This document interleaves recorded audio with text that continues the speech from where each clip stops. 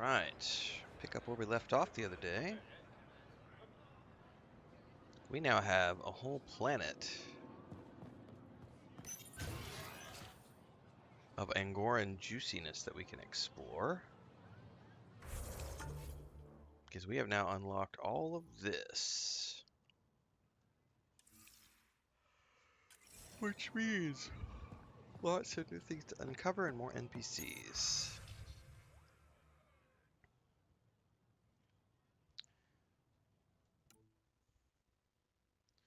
We're level 7 Starship Engineer.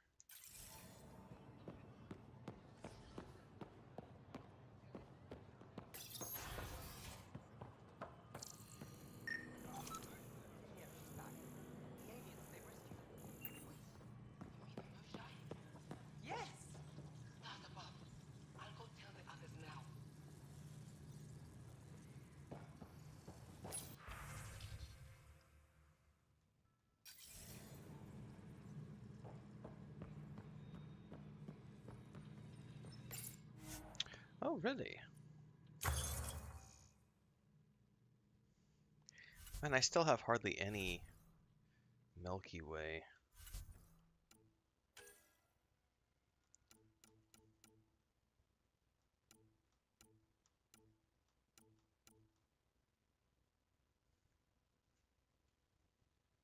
It's too bad none of this stuff is stuff I would actually wear. What's up, Scorvus? Sniper rifle, pistol, shotgun.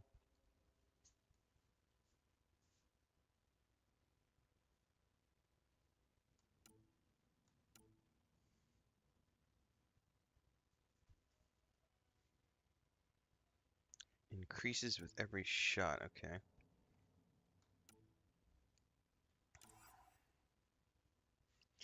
Yeah, I don't really want any of those. What about the augmentations?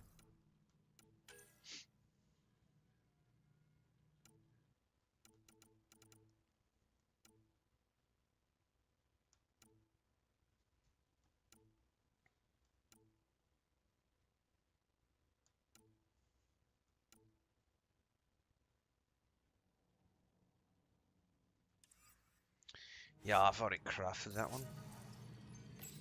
By the way, do I have enough to make the arms?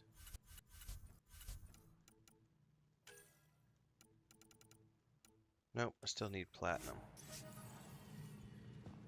Which is in short supply.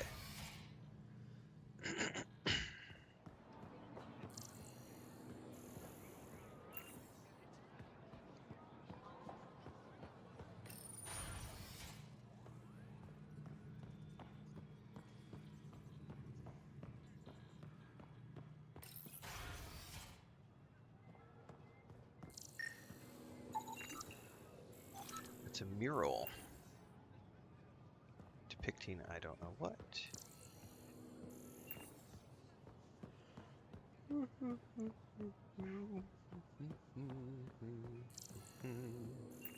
thought you were heading back to the outpost.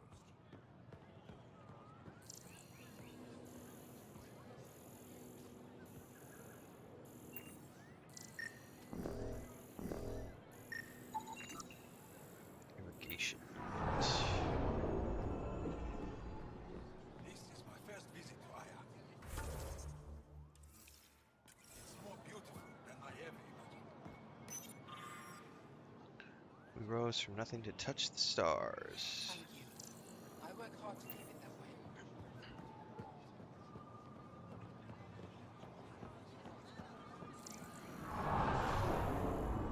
I wonder if I have to unlock these first. Maybe they're just good to go now.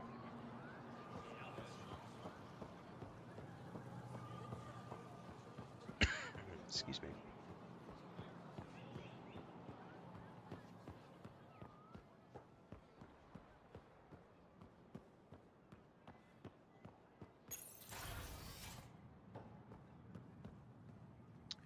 Oh, this is the governor's office. I think I need to be in here for the main quest anyway. Also, there's... No, this is not the main quest.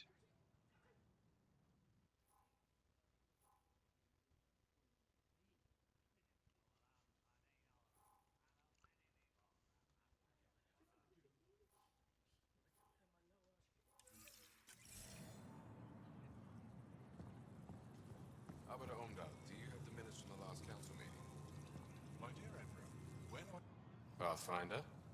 I'm Enro Bosan, assistant to the governor. As you can imagine, your arrival raised concerns from Aya's people. I bet. It'll take a long time to trust strangers again. Which is why they want the Nexus to listen to them. We've set up terminals in the city so people can leave messages for your people on the Nexus. I'd appreciate if you take a look and forward their communications to your people. I can do that.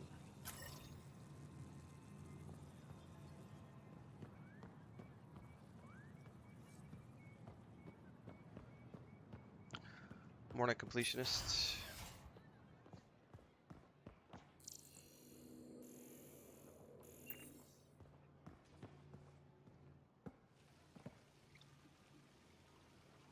The Moshai will be waiting for you at the vault.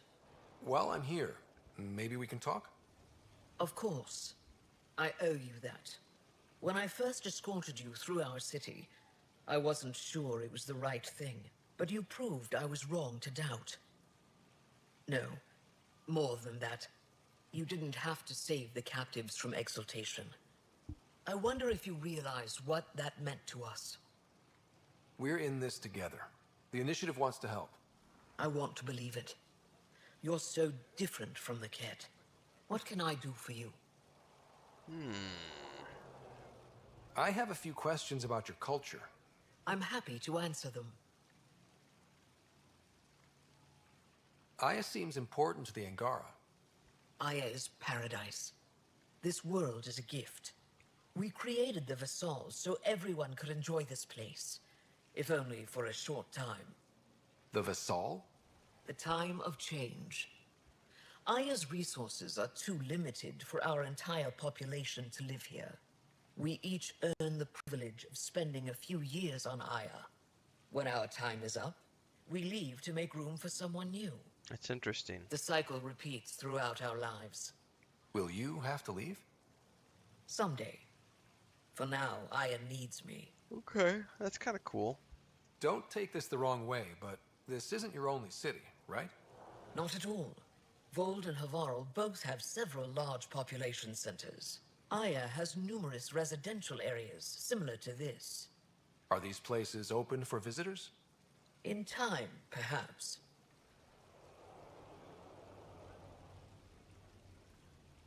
Thanks for your time. Ishare, Pathfinder. Okay, let's get on out.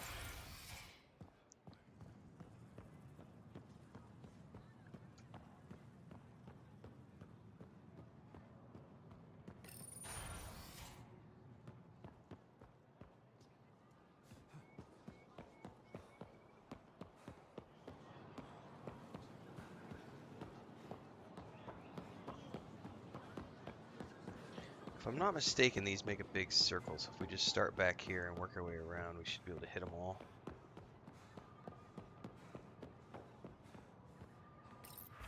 Because this is the first one I saw.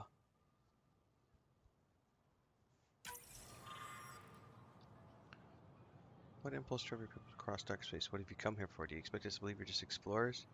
I think you fled something terrible. I think I might follow you here. So these are questions from them.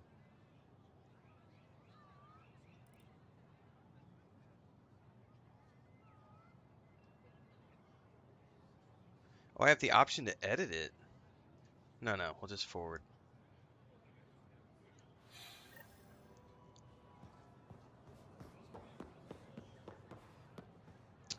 Well, that is what they're working on right now. Completionist, the next Mass Effect game. They moved on, I think about 2 weeks after release of Dragon Age Veilguard. They did that interview with Forbes and said they had already moved the team over to working on the next Mass Effect game. So all hands on deck right now. Pathfinder. I don't sell it. It would be wise to need it. I never thought I'd see the Moshai again, least of all thanks to you. Welcome to the marketplace. I am Arbiter Renhav. I enforce correct contact between merchants and customers, resolving any disputes. As the first outsider to enter the city, you are ignorant of our laws. Invest in your We should personal change protection. that. Shield yourself.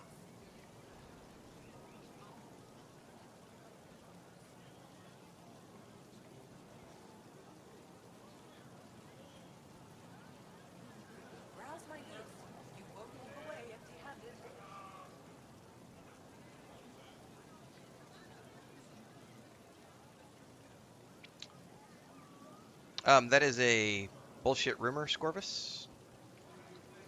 Got to call that out. BioWare Edmonton is not closing down. There's been no statement to that effect whatsoever. That is a YouTube rumor spreading around by people who are reporting. This is the fun part. Yeah, don't believe rumors. I gotta call this stuff out when I see it hop up on my channel. There is no confirmation whatsoever that BioWare Edmonton has closed.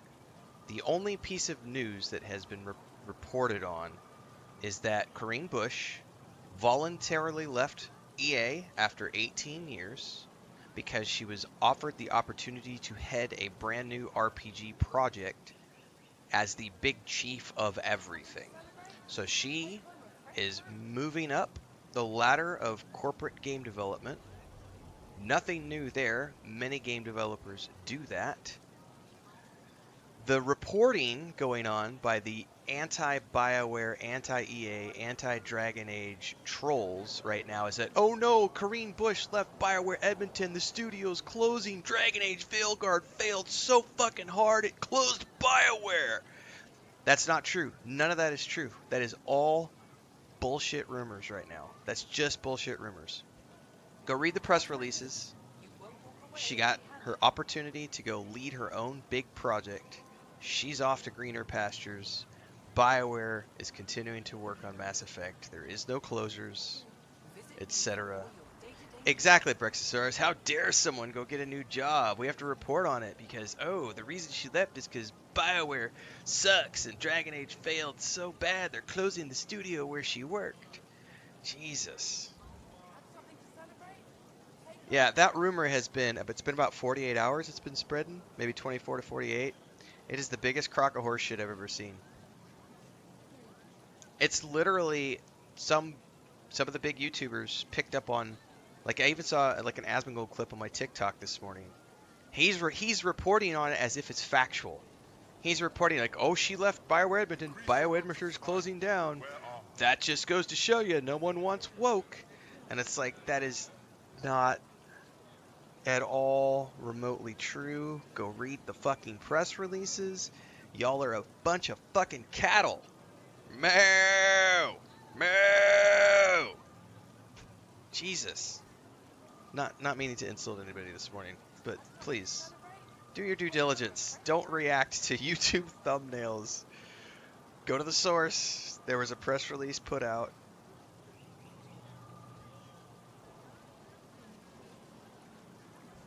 I don't want to cause any trouble.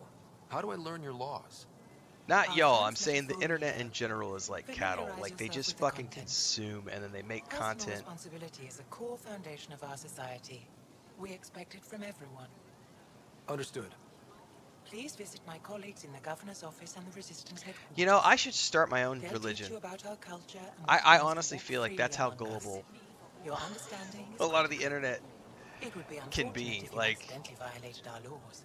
I think I should go the L. Ron Hubbard route and spend my 50s and 60s creating my own religion, just so that I can make, and then I'll spend 20 years doing it, and then I'll get done with it. Yeah, I'm not insulting you, Scorvus, by the way. I'm making a rant about the general internet right now. It's just, I'm pissed off that people like Asmongold and big YouTube content creators are spewing this bullshit into the space because none of it is true. The other one that's going around right now is Bethesda is working on a new version of Oblivion. They're remaking it in Unreal 5. There have been zero. There have been zero statements or press releases about that, any sort of project like that. And it just drives me nuts because it's like, because so many people click those things, it's driving so many views and traffic that these YouTube content creators and streamers are just continually putting out these clips because people click on them and they watch them. And I'm just sitting here going, Jesus, like, it is so hard to like sift through all the bullshit to find like the original press releases and the original statements and what's actually going on. Like, you have to do your own investigative journalism because you cannot trust anything that you see on, whether it be YouTube or Twitch or Twitter X or Instagram or TikTok or wherever.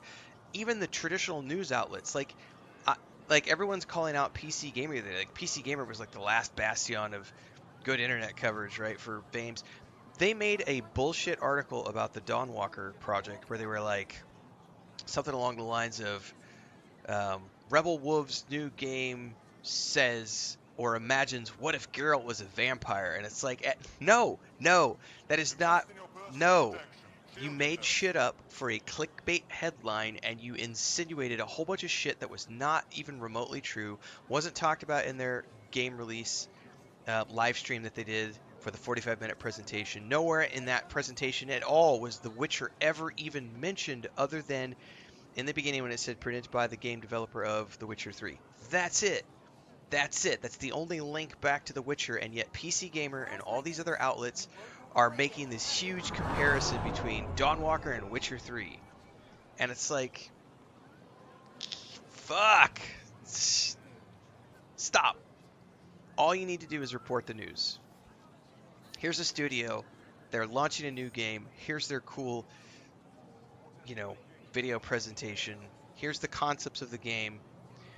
You can mention in passing that it was formed by one of the game directors of The Witcher 3, but that's the only link back, Yeah, it's Asmongold is one of the worst it's just reactionary content. And I'm very sorry if I offended anybody with that rant, but it triggers me so bad when I see rumors pop up in my YouTube chat, cuz it's like, no.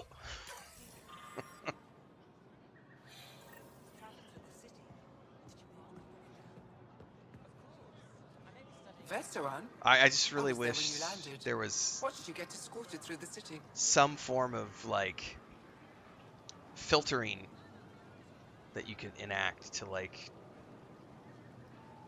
filter your news through trusted sources. The problem is, who do you trust these days? Like, because everybody's in it to make a buck. Like, everybody's in it like to get as many clicks as possible, and they're willing to do anything to get those clicks. I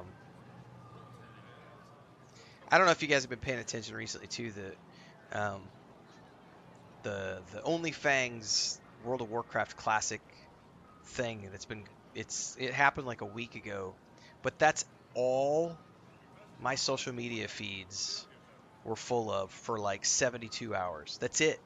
Like, I couldn't find any other content on X, Facebook, TikTok, Instagram. It was just fucking clips of all these different people having reaction videos and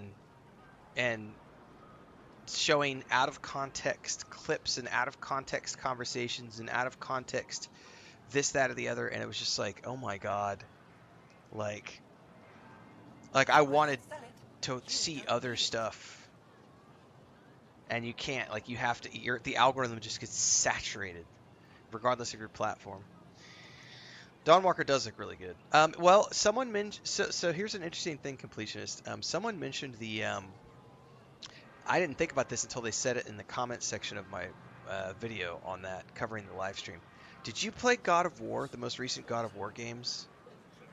Because in the most recent God of War games, the one right before Ragnarok and then Ragnarok, there was an interesting feature where, as you were exploring the world, like, there was this one sequence where you came out onto a lake, and the giant serpent is wrapped up around all of these bits and pieces of this building that's partially submerged in the lake. And you have to run around and do quests, and as you do quests, you'll do a whole bunch of like side quests. You'll clear every side quest available until you can no longer clear any side quests, and then eventually you find yourself with one more main quest to do. And when you do the main quest, it alters the level of the water, and it progresses time forward. And then you go out and you explore all the new regions, and you complete all of the available side quests. No time limit whatsoever, but you will eventually reach a point where you only have one quest left to do. That's the main quest. You do that main quest, the water level shifts again, and now you have another region to explore. I had never considered that quest methodology in God of War to be time-based. but it is. It's totally time-based. Like, and that's what, if you actually go read the press release, and then Rebel Wolves has made some additional statements on their social media regarding the time aspect of that game, and it sounds like, from their statements, it sounds like they're doing exactly what God of War did, which means you're not actually on a timer, right? You're not being told you only have so long to complete these quests. Instead, it's the fact that there is only a 30-day, 30-night time period available in this game. And depending on the decisions you're making, there are a certain amount of quests that are available to you. Visit me for And all you your have, you day-to-day can needs. do those quests, but eventually you'll always come to a point where you need to progress to the next day to get to the next section of the main quest. And when you do that, it triggers, and now you're on the next day, and then you have to do it again, and then you're on the next day. So that's what it sounds like. We obviously can't confirm that until we see them show it, but that's what they've suggested on social media, is that it's going to work like the God of War games did it, where it's not that you only have a certain amount of time to finish things. It's that there are certain quest events that trigger and move time forward, and when that happens, whatever you were able to do during day one, you finished. But that's the beauty of like a second or third playthrough, because you'll make different decisions the next time through, so you'll have different Browse quests my that are notes. available You won't walk away um, empty-handed. as you're going through. So it's going to be very interesting. I'm way less worried about it now that I saw them explain it on social media, because I was also concerned, like, ooh, 30-day time limit, like, am I going to be rushed for quests? And then they explained it, and I went, oh, okay, all right. I think I get what you're going for here. And again, that's pure supposition on my part, based on what I've seen them say on social media, sort of explaining things more, and some of the comments I've seen on my YouTube videos, which was like, oh, yeah, you're right. That's totally what they're saying here, if you take the time to read it. But it remains to be seen until they do a gameplay reveal, which is going to be happening in the summertime. So here in a few months. I cannot find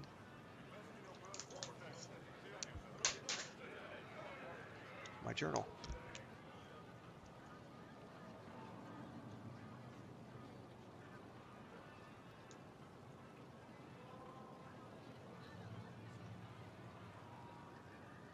Visit me for all your day-to-day needs.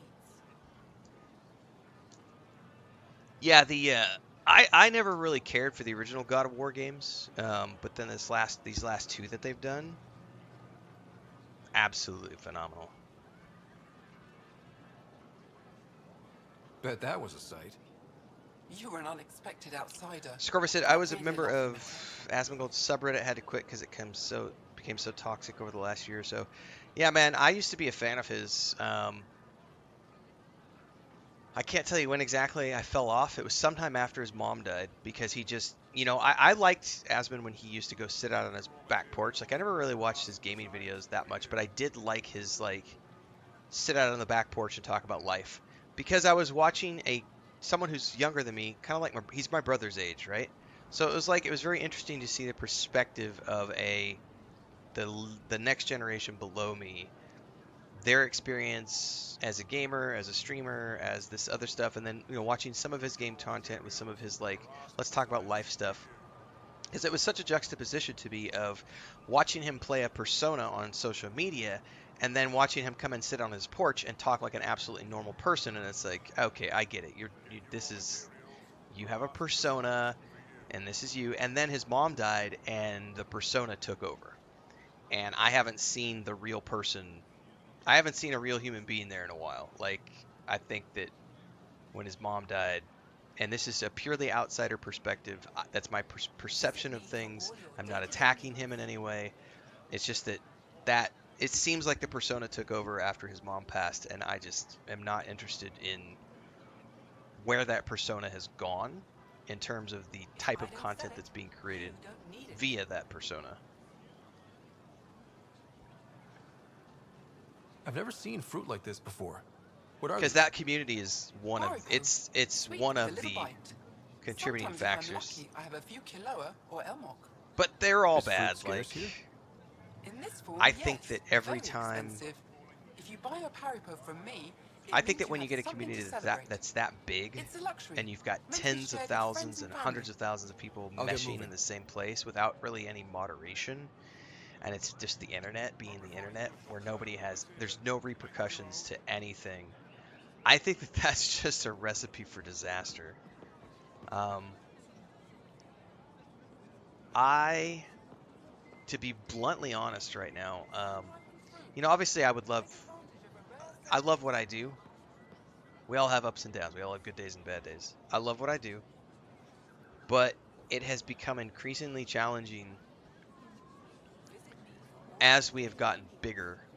It's not bad when we're playing an old, an 8-year-old game like Mass Effect, because we're only getting, like, right now there's only 22 people watching. It's fucking 5 o'clock in the morning, or whatever it is, 6:30 in the morning. By 8 o'clock, we'll have 40 people here. Usually I max out on about 40, maybe 50 people watching me play the old games. Some days it's 30 to 40. It just depends on the older games. I'm not a huge audience. Like, when I'm playing new games, I've been getting like 80 to 100, 100 to 120, which is much better than I was like 2 years ago when I was only getting like 8 people watching and then, 30 people during my big streams. So we've gotten much bigger, but I have a hard time on the Missing something days crucial? I'll probably have it. when I've got 100 plus people in the chat between YouTube and Twitch, because there's always assholes who show up and try to start ruining it for everybody. And that aspect Get your of raw materials growing, for art, for science, for I'm you. not a huge fan of, because it's an Don't let you pass inevitable the part of gates. growth. Like, you obviously want to grow. I want to grow because I want to continue to build my brand. February starts our 4th year, so where am I going in year 4? I've got goals that I want to hit, and I'd like to expand and be able to hire an editor and a moderator, and that requires money, which requires me to expand and get bigger, right? Like, all of these things require growth. But with growth comes the nasty side, is that everyone, it's just, there's so much you have to moderate. B, everyone is waiting for you to fuck up.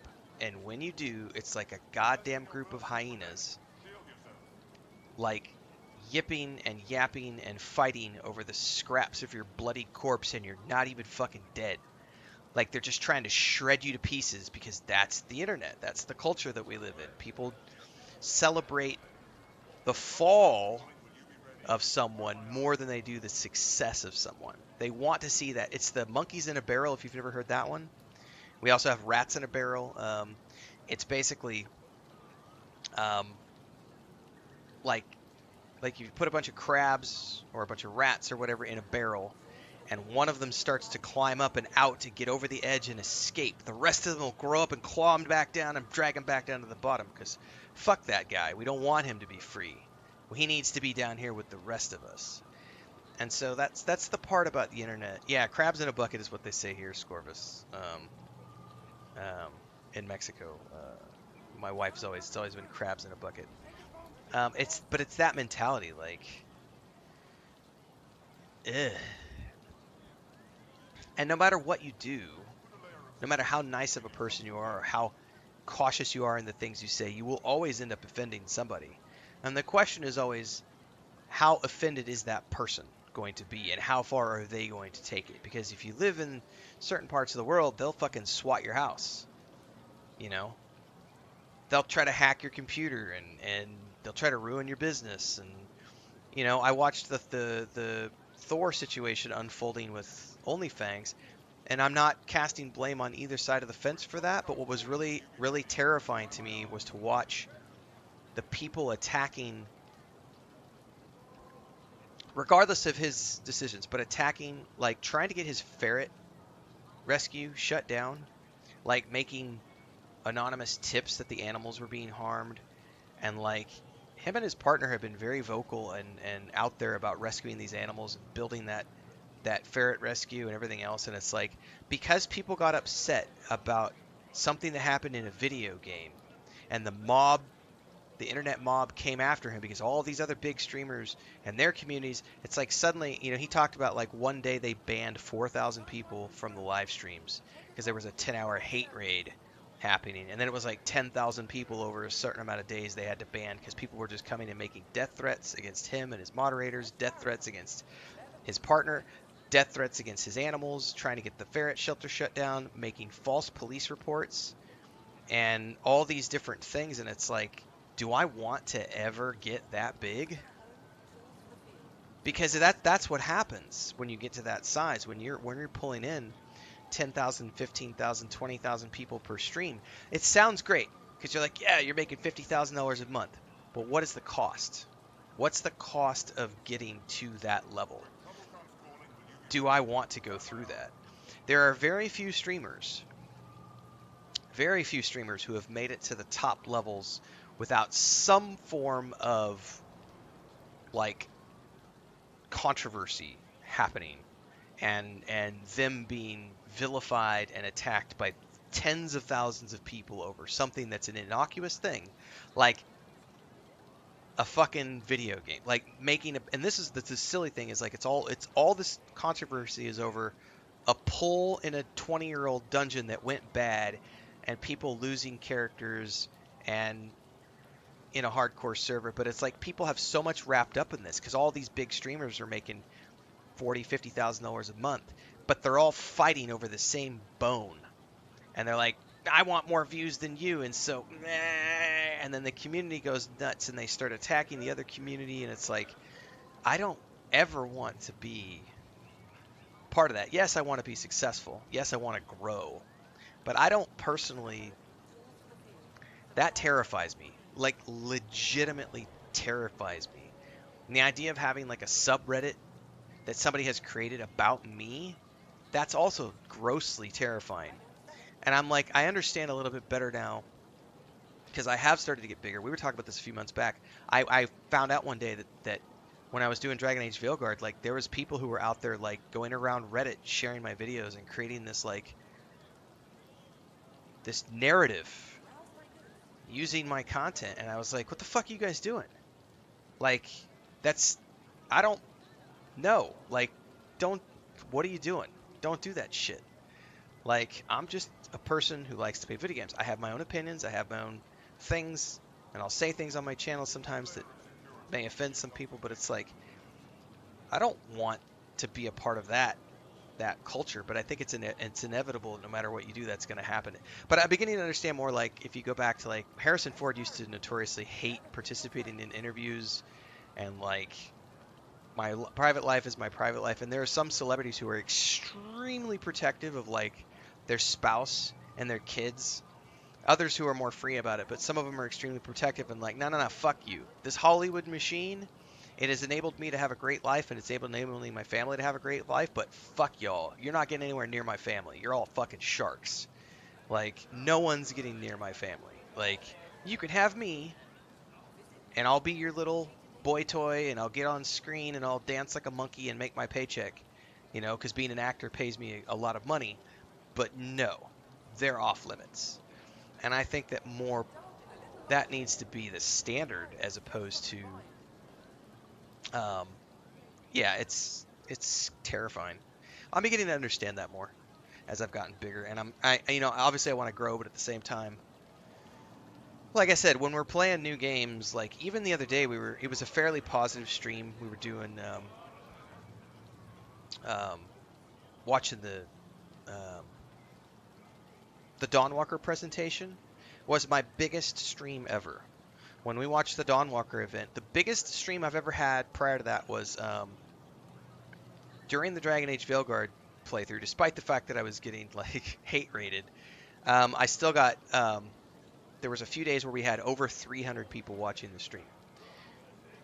Also with like Starfield, I've had some days where I've had like 300 people. But the normal when I'm doing bigger, like newer games, is like 120 to 150 for the new ones. I did that Dawnwalker live event watch party. I had 633 people watching just YouTube. Twitch was smaller, but I didn't get a chance to, Twitch doesn't show me the numbers after like that, so but just that YouTube stream, we had 633 people viewing at the peak of that watch party. That's like 3 times my biggest stream ever. The chat was fucking nuts. It was relatively peaceful, but it was also crazy. Like, I couldn't keep up. Like, there's no way a human being can realistically. So I have no idea if anything gnarly got put in there. I did have to, I moderated a few messages as I was going along that I caught, but like, what am I gonna do? Like, like that scares me. Can I shop here, or should I go elsewhere? Well, Yeah, you did Scarus, like I rescue use the it as a Moshae. tool for my Have a business, look, but see if there's anything you I'm want. terrified for my nieces and nephews because, man, they're gonna come up in a world where it's just completely fucked.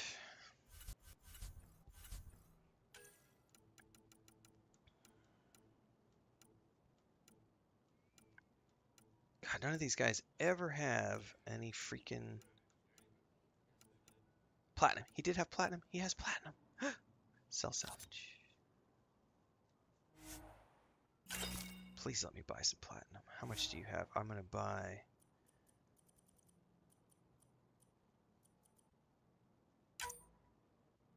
He only has 10? No, he has 110, but I'm a brokey, so I can only buy a certain amount.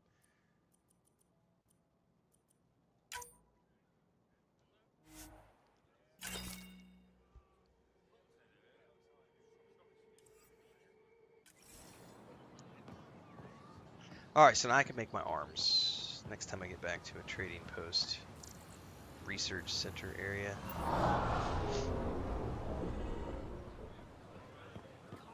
What exaltation really means.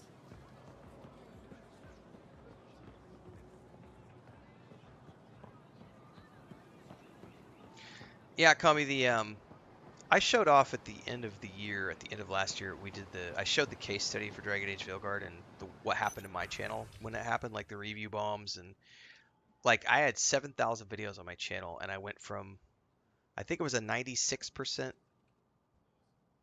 happiness rating, like thumbs up rating, 96% thumbs up rating across 7,000 videos to a 92% rating overall on my channel because of how much downvoting and hatred I got across my Dragon Age Veilguard content. It skewed the channel average by 4% across 7,000 videos because of how much negative, how many downvotes I got on my Dragon Age Veilguard content. It was nuts. Like, that was the equivalent of the hate train happening to, like, Pirate Software and what he's going through right now, and, like, just people, when the mob comes after you, like, good luck. Because it's coming, and it ain't going to stop until you're fucking down and bleeding and your throat's out. Like, it's just... It is brutal, man. They want you down to the bottom of the bucket.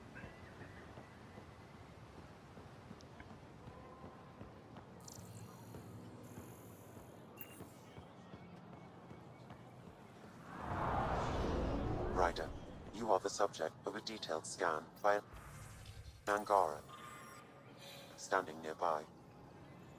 Maybe I should introduce myself.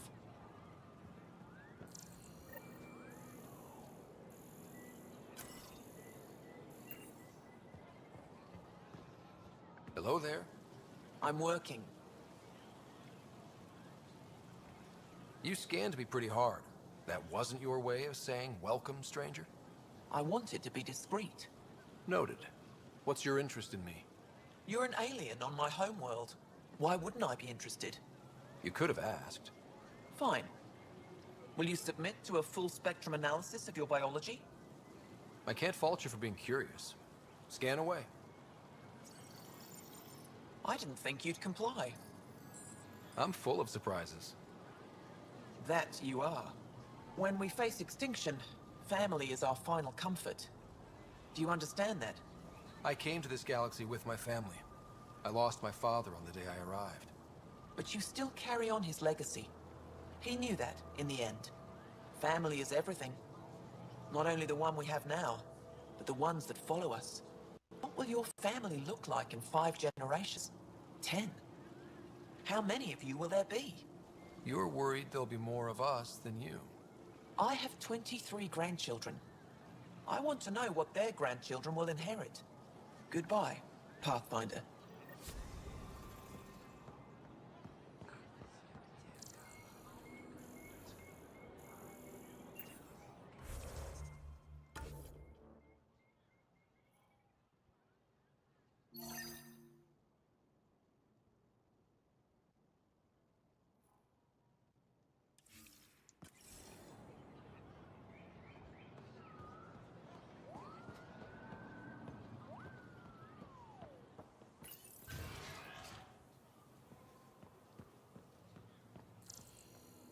It's funny to think about because like I didn't even have I didn't I'm my generation was the last generation to like not grow up with like cell phones and internet. Like I didn't have a cell phone until I was in my late teens, and the only reason I had one then was because I needed it for work. And so my dad ended up getting, like for his construction crew, he got like a company plan, and all his workers got those brick Nokias, and it was like you got like 200 minutes a month, and it was only for work, and that was it, you know. Um, but then I remember having internet when I was. My grandparents had it before my dad had it because we lived in the middle of nowhere. But I can remember, I think we got internet in like 94, maybe 92, 92, 93, 94, somewhere like early 90s. My dad got AOL for the house because he was running his construction company and he had a dairy farm and he was using QuickBooks and Quicken and he wanted a way to communicate with his accountant easier and, you know. But his dad, my grandparents, my grandfather was an early adopter of Apple, and so I remember he had like a computer in like the 80s, and he always was connected and stuff. But like I can remember no internet until I was a teenager, so I could still actually remember a time without the internet. And even when we had internet, it wasn't 24 connectivity. It was you're logging on for a very specific limited window. It's maybe 30 minutes online here and there, you know, because most of my time playing games at that point was like maybe playing like King's Quest or Space Quest, you know, like point and click games. But it wasn't like we were spending all this time online. There was still lots of time outside and things. I remember, you know, we used to skateboard all the time. Like I used to go to concerts a lot. Like I used to go to like these big music festivals. Up until I was in my late teens. It wasn't really until I got out on my own and I was living on my own. I was living on my own at 16, but like I can remember from like 16 to 19, like by the time I was 19, I had my own computer at home, which cost a freaking fortune.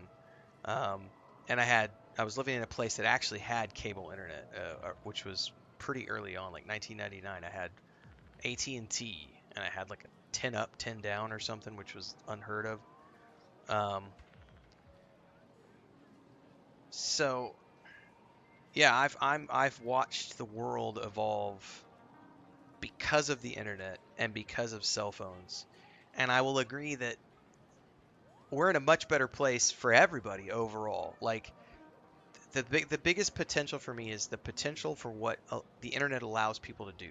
It is a powerful tool for freedom of information, for learning, um, for being able to find ways to creatively support yourself and to generate money in the capitalistic world we live in. Like it's great to be able to use the internet to do something other than like because I grew up doing shitty jobs. It's like shitty jobs. Like I grew up on a dairy farm. I grew up in construction.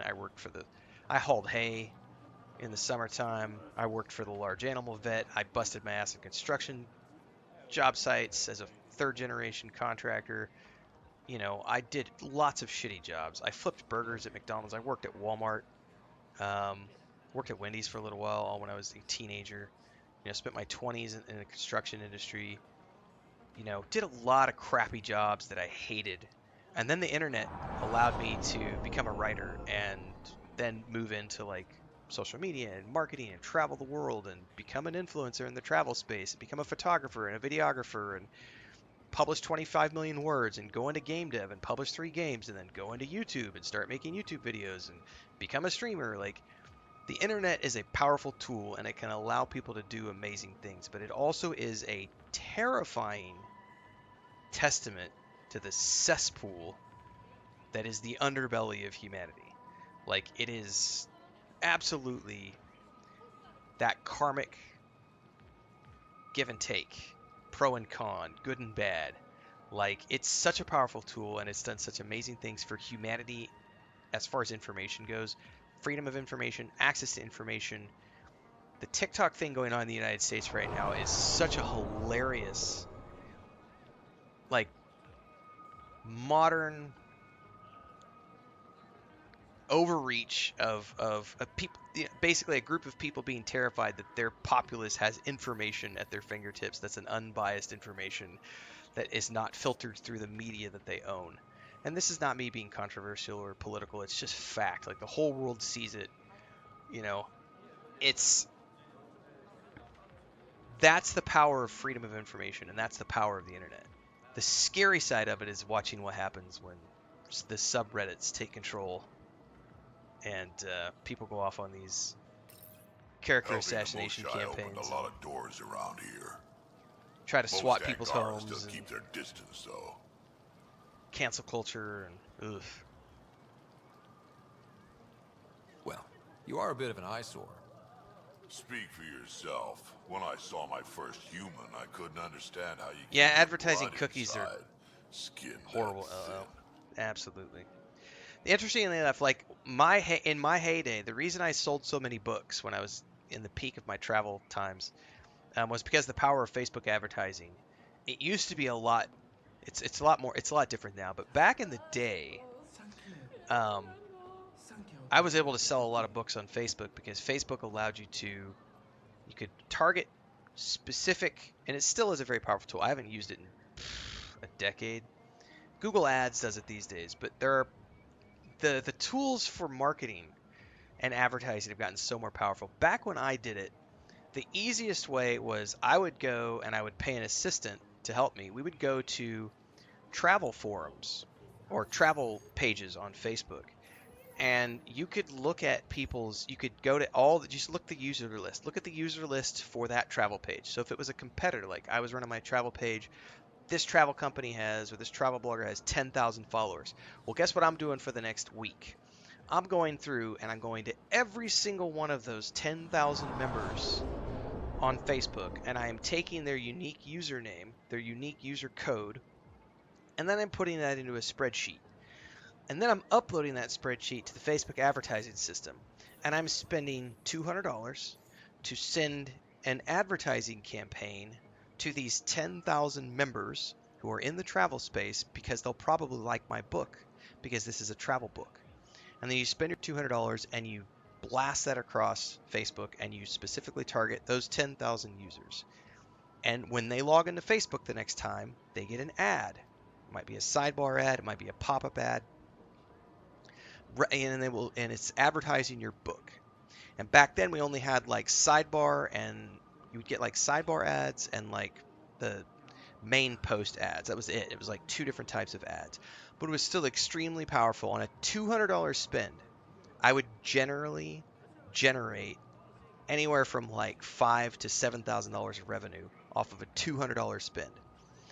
But just when I started getting really good at that, they changed the rules and said, well, we're no longer going to have it be only related to Facebook users. We're now going to allow you to put like a cookie tracker on your website, and then you can, because they were finding out that a lot of the users were no longer on Facebook. So they're like, well, the better way to do this is we need to track the active users. So now we're going to go by who has recently been to a website linked to your Facebook, linked to their Facebook, and you run an ad so that it goes, hey, they were at this website five days ago or whatever.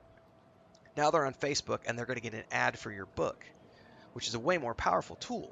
But it's also a scary tool when it's in the hands of the multi-billion-dollar corporations. I'm just a normal schmuck selling books.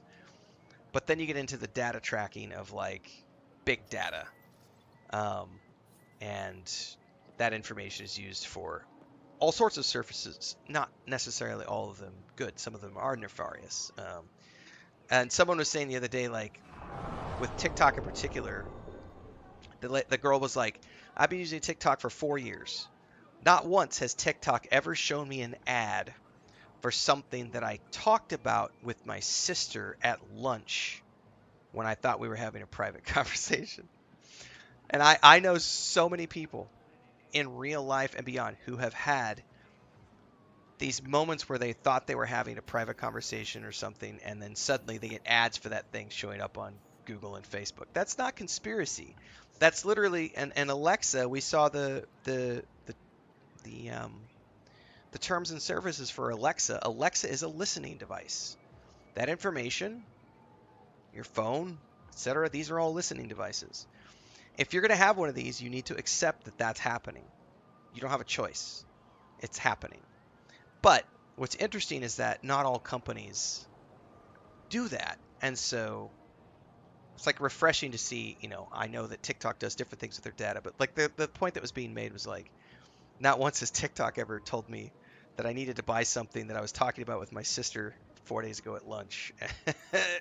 And what I thought was a private conversation because my phone was listening to me. And I was like, that's funny. That's funny.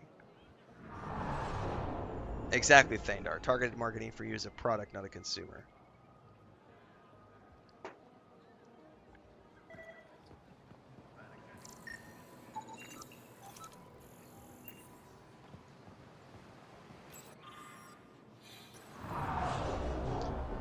Dude, McDonald's sounds good right now, Bexaris. I haven't had McDonald's in, I guess I had it last year when I was at my brother's back in June. I went on a fast food rampage when I went up for those 3 weeks because I hadn't had fast food in a couple of years. I went to McDonald's. I went to Taco Bell. I went to Sonic.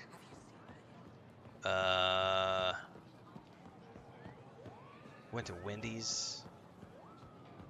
No, I think I skipped Wendy's. I did go to Subway, though. I went to Subway, McDonald's, Taco Bell. Went to McDonald's twice. Went to Sonic like 3 times. Yeah, nothing's private, exactly. And that's the thing. Like, if you're going to have one of these, if you're going to have a smartphone, and you're going to be using a credit card, make sure that I'm not showing any private information. If you have credit cards, and you have a cell phone or any sort of smart device, you are voluntarily offering up everything about you to every single agency that's ever going to be on the internet. And you just have to be cool with that. Like, you just have to accept that. Like, every single app is going to ask for personal information. Even to get, like, Domino's Pizza delivered to your house, you're giving personal information away, either on the app or when you give someone your phone number or the direction to your house, you're giving up information. And that information, whether you want it to or not, is now accessible across the internet. And that's just the reality that we all live in. So we have to accept that. Which is why this whole idea that, like, China's getting our data. Dude, fucking Zuckerberg, these guys have been selling our data forever. It's not a big deal. Like, it's the modern world we live in. Like, if we want to get to the point where we have the Star Trek utopia, this is the road to that. Like, you just have to submit. Like, it's just, it's like the Reapers, man. Just submit. It's totally true. Like, if we're going to go the technological route, this is what it takes to get there. There is no privacy. If you're going to be a part of a digital society, you must be acceptable. You must accept, that you are giving up your privacy. It's just exactly, you're just assimilating. One of us. One of us. It is what it is. And the reality is that you can't be a Luddite and try to live in the Stone Ages because society will literally leave you behind. So I have a homestead, right? But I'm not if you've ever watched my homestead channels, I'm not homesteading like most people homestead. We're in the city limits. I have power. I have septic, not a septic, but we have, we have public sewage, we have public water. I have electricity on the grid. I'm in city limits. I have a sidewalk outside my front door. I just call it a homestead because we actually have a backyard that we get to do stuff in, and we're allowed to do stuff in it because we live against the forest. But you get a lot of these homesteaders who are off there, like, they want to be off the grid, and so they've got solar panels, and they've got they're shitting in a latrine like it's 1885, and more power to them. But the reality is the world leaves those people behind. Those people get left behind. And for all their claim of living off the grid, they've still got a fucking Apple phone, and they're still using they're using like Starlink and TikTok, Instagram, Facebook, Twitter, X, whatever. They're still tied into the grid despite all of their claims of being off grid, because they need to publicize and promote their homesteads in order to generate revenue to continue to pay for things. They're not totally off the grid. But what I'm getting at is that, like, society does leave those people behind. Like, when humanity leaves for the stars, those are the ones that get left behind and turned into mutants because the planet has devolved into a radioactive wasteland.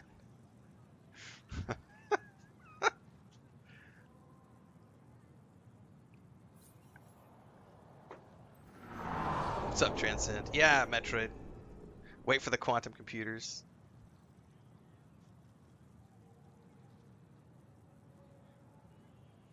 Yeah, David Nichols. If you have nothing to hide, you wouldn't be so worried about privacy. Right. It's like, I've done some sketchy shit in my life, but nothing that I'm, afraid to come to light. It's like, we've all done things that we're ashamed of, but,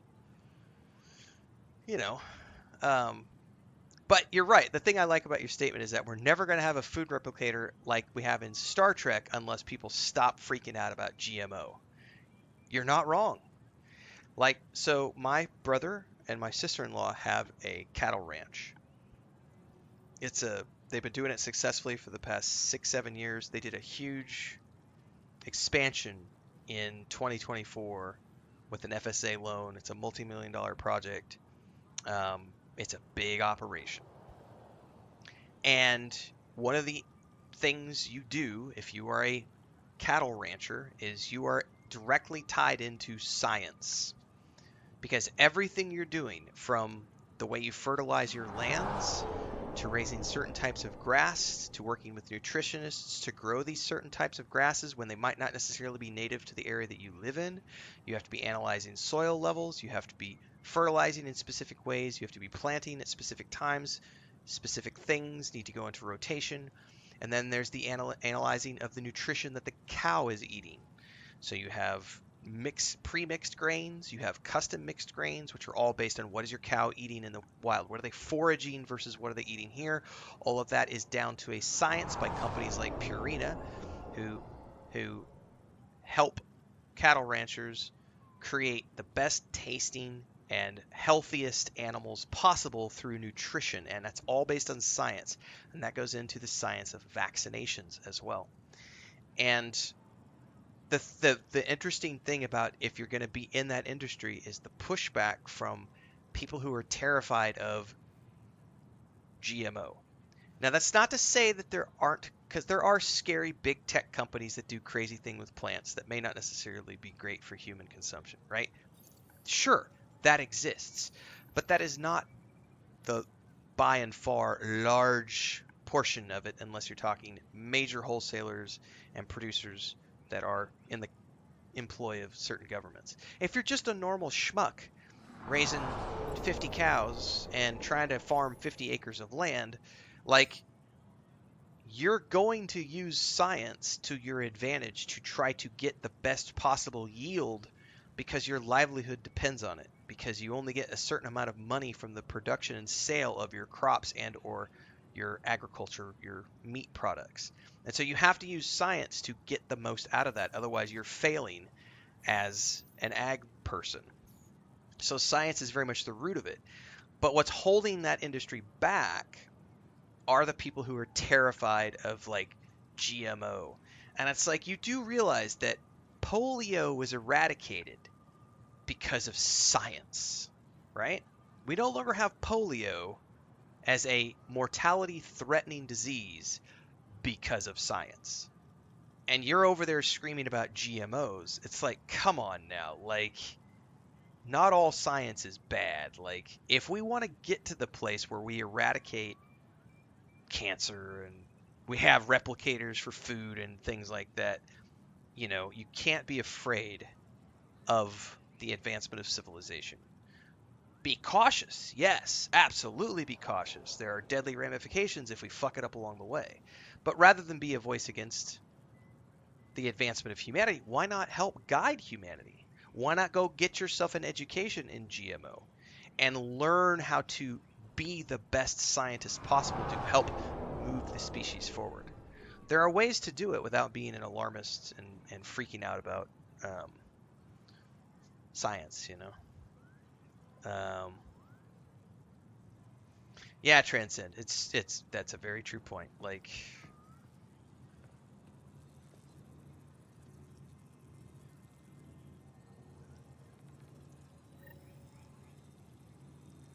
Arbiter Renav told me to expect you. I prepared a datapad detailing our laws. Read it fully.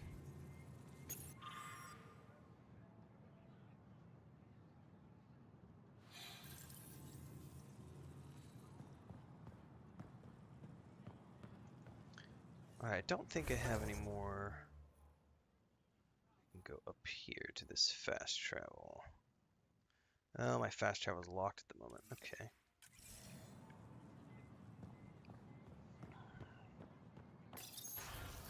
Yeah, the biggest problem we're facing right now, Metroid, is the billionaire problem. And this is not about taxing billionaires or anything else. But the beauty of Star Trek is if you look at the utopia of Star Trek, it's not possible where we are yet. We have not reached that point as a species. But the beauty of the Star Trek utopia is that no one gives a shit about money. Money no longer matters. We have replicators. We have robots. We have computer systems that do everything. It's all automated. So people no longer have to do menial tasks to survive. All the survival has already been taken care of. We live in a disease, you know, the utopia of Star Trek is it's a disease-free environment. No one gets sick. No one goes hungry. Everyone has a place to live. Everyone has the ability to do what they want with their lives. Think about that for a minute. You get to do what you want. Do you want to paint? Do you want to grow crops? You want to go explore space? You want to, you know, work in... People are allowed to pursue creative pursuits because they're no longer tied to, like, guess what? You never went to school, so you're a fucking trash man. You're going to work construction. You're going to be a garbage collector. You're going to go down there and clean the sewers. You're going to, you know what I mean? Like, you're going to work the shittiest jobs because no one else wants to do them because you're the lowest man on the totem pole. They've gotten rid of that in the Star Trek world. And that's why I say it's an impossible utopia because of where we are as a species right now. But it's a great concept, and it's something cool to dream towards. They haven't gotten there here, by the way. Mass Effect, like, they still rely on capitalistic. Like, he's still trading credits, like, for stuff because he came from the Milky Way where credits are still useful. Like these guys, the Angarans, have said that they do everything based on trade. It's all trade. Well, he's still, you know, back in the 21st century dealing with credits. So, you know, yeah, we're not going to get there yet. We're a long way away. The other one is like the idea of universal healthcare is such a controversial topic because I can speak from this from my personal family. I have personal family members. It's my dad, really. He is the perfect example of this. He can't even conceptualize universal health care. He can't conceptualize it. I've tried to have conversations with him about it, and he can't conceptualize it because he's like, but that means I would. This is what he'll say. This is literally what he says. He will say, but that means I have to pay more taxes, and I don't want to pay more taxes because I'm American, and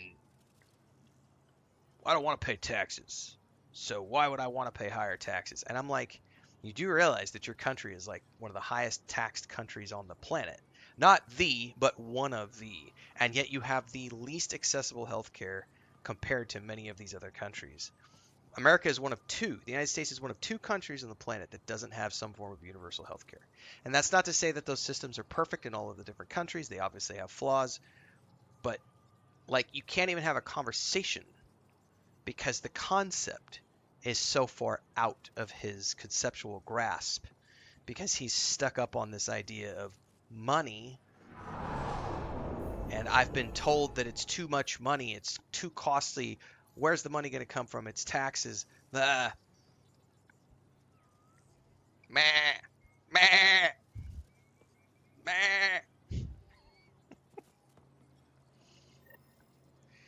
Transcendence is the best TNG episode that describes what you're saying. Ren is the one where data and war find people in cryo from the mid-2000s. Exactly. Exactly.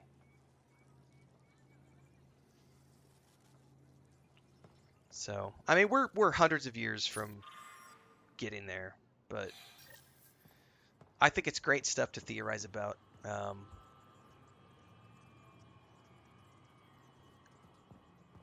Science is not bad.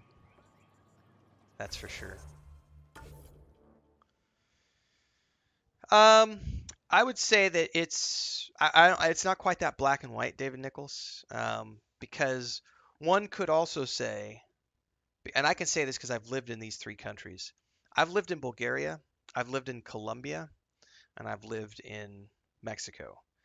All three of which had some form of universal to private healthcare system, like private always being the optional, universal being the standard.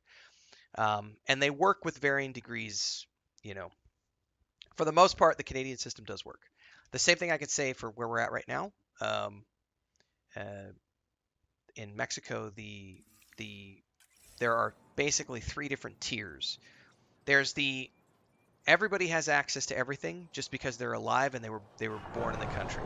Not even that. I'm actually technically allowed to be on that system, and I was for many years. I am not on that system right now, only because they switched to a new system in 2024. I have three names. So your first name, your last name. I have a first name, middle name, last name. The computer systems in Mexico are designed for 4 names. You have 2 first names and 2 last names. So the system won't even recognize. I can't. So when they switch to the new system, I'm not able to get my card for that basic system. But this is the system, like what you guys are talking about. Sweden, Finland, many countries, Australia, etc., have this basic level of everyone who is a citizen of the country gets access to this healthcare because of taxes. And it is I know, Ashley. Dude, I have a funny story about a guy just putting a fake name down one time. He was like, "You're Lopez." And I was like, "Okay, I am blank blank Lopez blank." I was like, "All right, cool. I have Lopez as a surname now." Because he couldn't get the form to fill out. But so there's that system, which is everybody has access to it. Many countries around the world have this. Your taxes pay for that. So Chris can go to the local hospital for anything at any time. There are 0 fees attached. There are no co-pays. There are no prescription costs. Nothing. And that's the poorest citizen in this country has access to that as a human fucking right.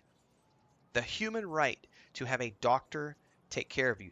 And for those who don't know, in this country, because there is such a emphasis on health and wellness, and because the government wants to make sure that the people are doing well because they don't want sick people, about 5-6 years ago, all of the food, like, they are not allowed to have mascots on cereal. So you're not allowed to show any sort of mascot on your cereal to market that cereal to children. So you can't have a funny bunny rabbit. You can't have a tiger, you can't have a toucan, you can't have a funny monster, nothing. No mascots are allowed to sell food products here. Um, Second of all, every food product is on the very, I don't have, I should go grab one. On the very front of every product, it's heavily labeled excess sugar, excess fat, excess salt, and it tells you right on the front, big label. This is the excess that this product contains. And then you can go around to the nutritional stuff and you can see the breakdown. But it's warning you right off the gate, excessive sugar, excessive fat, excessive this, because they want you to know this is not good for you if you consume it in mass quantities. So there's that basic level that everyone has, and the government wants you to not get sick, right? Because there's no business here in selling medicine. This is the difference between here and like some North American places. But it does require taxation. Correct. Taxes have to pay for that. And in capitalist societies, we're getting off on rants. We're getting on, like, I don't want to consider this a political discussion, guys. This is more of just we're talking life in the world we live in. Because we're not promoting one side or the other. We're just talking about stuff here. Everybody has an access to human healthcare, like a human right to that healthcare. And so countries who prioritize that are telling their people don't eat these things. And other countries are like, hey, consume all of it, because guess what? What's the big pill that all the celebrities are taking right now that like makes them eat less? It starts with an O. It's like the big celebrity fad that it's like all over all the media, like all the North American celebrities are taking this pill, which like suppresses their appetite. And you get all these 350 pound people who are shrinking down to like 200 pounds because they're taking this omeprazole or something like that. Anyway, don't worry about the food you consume. Oh, Ozempic, that's the one. Thank you, guys. So we don't care if you're healthy or not. Just take this pill, and we're going to make billions of dollars selling you this magic pill that's going to suppress your appetite. And people still eat the same shit. So anyway, basic healthcare. Then there's things like, so here's a funny story. I'm going to see a specialist on the 23rd.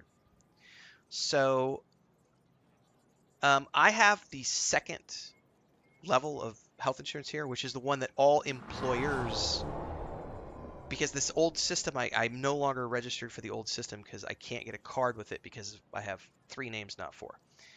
And it's a user error, and they recognize it, and they're like, until we get it fixed, just... So I have the next level up, which is usually if you were employed here, you would have that access. I am not employed by anyone, but I can pay for it out of my own pocket. So it's like I think last year it was like $700 for the whole year. And that is everything included, no copays, nothing. It's my tax for being on this system. So I have a specialist appointment next week. So I go in on the 22nd. I'm going back to my doctor, and I get a day pass for the hospital in the city on the 23rd. With that, this is how cool it is here. Not only is that all that's included, right? They are also part of what they do is if you have to go to a consultation in another city and you can't do it here in your local town, they take care of your transport for you, as in reimbursements, and you get paid because you're having to either drive or take public transport. You're having to go somewhere that's not your... So they couldn't take care of you here. We're going to make sure that you can get taken care of here, and we're also going to make sure that your transport from here to there is taken care of. That's how comprehensive the system is. We're going to make sure that you're taken care of, even if you have to go to that other place because there's a clinic in another town. Right? So there are amazing universal health cares. Like I said, there's only 2 countries on the planet who don't do universal health care. I get terrified every time I spend time up north because I'm always terrified that something's going to happen, because it's like even I had a friend of mine, him and his girlfriend went to Las Vegas, and she like sprained her finger in the door of a car. and they had to go to an emergency walk-in clinic and get a splint. Dude, it was $4,000. $4,000 for a visit to the emergency walk-in clinic to get a splint put on her finger. $4,000 out of pocket because they were not American citizens. They didn't have U.S. health care, so they had to pay for it out of pocket.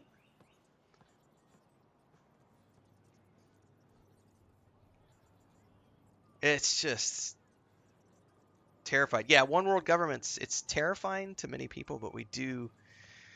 I mean, that's it's gonna end up if we want to get to the Star Trek level. Correct. Or at least the Archon is. More than usual. About what specifically? Right, Metroid. Like, I know somewhere is getting triggered by my conversation right now. They're like, but you said you're not allowed to talk politics on your channel. We found you talking politics. It's like, I think if you dig into the conversation, we're not actually talking about politics per se. We're just talking about universal health care, which is a sensitive topic for some people, but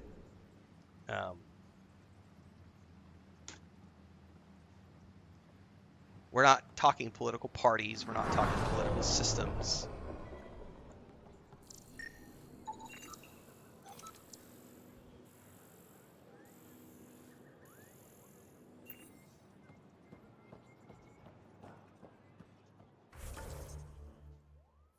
Okay, anything left?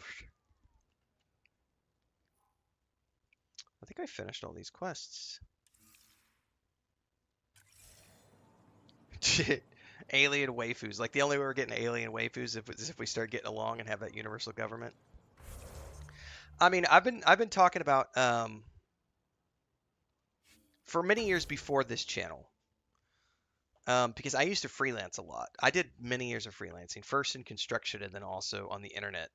And one of the great laments I have, and it was really shitty of me, I have some, we really don't keep in touch anymore. They were friends. They started off as students. Chris and I used to run workshops in Cancun when we lived in Cancun. So we would bring people in for these travel blogging boot camps. And I would teach travel blogging and social media, and Chris would teach Spanish. We did 3-month versions and we did 2-week versions. So we used to do this multiple times per year. And so we'd have students come in and run through, and I also used to run an internship program. And there was this couple who we kind of became sort of more than acquaintances, like kind of like friends with them. And the husband was an IT guy who worked remotely, and so they were able to travel around. And so they were living in Mexico, and they went and lived in other places, and they had like 3 kids, and things were good for a long time. And then about 5 or 6 years ago, his work said, we're no longer going to allow you to draw a U.S. salary, even though your company is based in the U.S. and you are a U.S. citizen. Because we know that you live in this country over here, we're going to be paying you the local wages for what the same job that you have would be paying in that region of the world where you're living. So his salary went from like $5,000 a month down. They said, if you're going to continue working for us and you're living there, we're only going to pay you like $1,500 a month because that's what the locals make for doing that same job. If you want to continue to make $5,500, $6,000 a month, you have to move back to Texas and live in Houston if you want to maintain this job. And so they had to move their whole family, stop traveling full time, which they'd been able to do for a long time. They were living the dream and being digital nomads and living online to no, we're no longer, no. You're exploiting the system. No. We know that it doesn't cost that much to live there. There's no reason we should be paying you that much money. And it's like, that line of thinking is the same as the people who are like, no, we can't have you working remotely. You have to be back in the office. We need you here physically. And it's like, we must be watching you every single hour of every single day. Every single minute must be accounted for. No sick time. No, you're a slave. Shut the fuck up and get back to work. Whoosh, like, crack that whip. Like, the universal wage is something I've been a supporter for a long time because I don't think it should matter where you live at all. I don't think it should matter where you live. It should be, are you good at what you do? And if you're good at what you do, there should be an international standard for what that job is paid. if you're an engineer, if you're a photographer, if because the writing thing is an easy one to pick at, because if I'm from the United States, because I did freelance writing for a long time, so if I'm from the U.S., I need to make let's say $1 a word. I need to make $1 a word to make a livable income. The only places that are paying $1 a word are like the New York Times. And to get through the editing process to be published by the New York Times or the BBC or National Geographic, you have to be the top 1% of all writers on the planet. And that's just not going to happen. You're not that person. But what you can be is somebody who's grinding out money building websites, filling up websites with text, filling up Wikipedias with text. This is how I made a living for a long time. Like I did famously, the things that I love the most that I did is I got to rewatch the X-Files. This is in the early 2000s. I got to rewatch the X-Files and build a wiki about the X-File show and all of the episodes. I got to build for 3 months. I worked on a website that was all about Robin Hood and the various Robin Hood myths. So I got to read all the Robin Hood myths and put all that information on a website and build a wiki about it. You used to be able to make a healthy living at that, but I wasn't making $1 per word for that. I was making like 7 cents a word, maybe 15 cents a word if I was super lucky, but like 7-8 cents a word. Well, for most people in the US, they were looking at that going, well, that's only going to pay me this amount, blah, blah, blah, blah. It's like $3,000 a month. That's not enough, but they're typing. So I started using dictation software back in like 2006 because I could produce 3 times as much by talking into a microphone than typing by hand. Suddenly I was no longer making 7 cents an article or 7 cents a word, sorry, like they thought I was. They were paying me 7 cents a word, but I was producing so much content on a daily basis that I was making, 50 cents a word, 60 cents a word. I still wasn't making $1 a word, but the equivalent of I quit looking at it on a per word basis and I started looking at it on a so technically I was still only making that per word, but I looked at it on a per hour basis because I was able to produce so much per hour. I was able to make far more. So I was averaging like $75 an hour as a writer, and I just did websites. I ground that shit out for like 6-8 years. I just filled websites with content and made a good living doing it, and sold books off the back of that, and was traveling the world and doing stuff. But the only reason was because I was making a decent amount of money living where I wanted to live. And the reality is that most people don't get that opportunity because there's no universal wage. Because everyone's you'll get the guy in the US who's willing to do it for $1, but then you got the guy in the Philippines who's willing to do it for literally 1 to 3 cents per word. So if I'm a company and I'm hiring somebody to do a job, if this guy speaks English and this guy speaks English, and they're both giving me reasonably the same amount of quality, right? And this guy costs me 3 cents a word, and this guy wants 85 cents a word. I'm sorry. I'm going with the guy who wants 3 cents a word because he's giving me the same product for like a fraction of the cost. And until we get rid of that, we're never going to have a fair and equitable system. That you cannot have a fair and equitable system when that's the way it operates. There needs to be an international standard that says this is what everybody gets paid for these jobs. Better yet, I know some countries are experimenting with this. They're experimenting with a universal income, or just regardless of what you do, this is your income. That's the Star Trek utopia. A universal income where everybody makes the same amount of money, everybody does whatever they want to do. But it doesn't work yet. Like we have a long way to go as a society to make all of that work. Yeah, isn't inflation and cost of living pretty bad there, Transcend? I don't know enough about Australia to comment on that, but I know minimum wage in the United States is still like $7.25 an hour, I think. And yet inflation and the cost of living have gone, like it's been that minimum wage for like, I don't know, 15, 20 years. It's so stupid.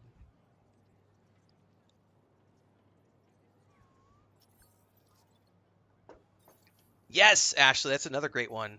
Wages that are based on your age.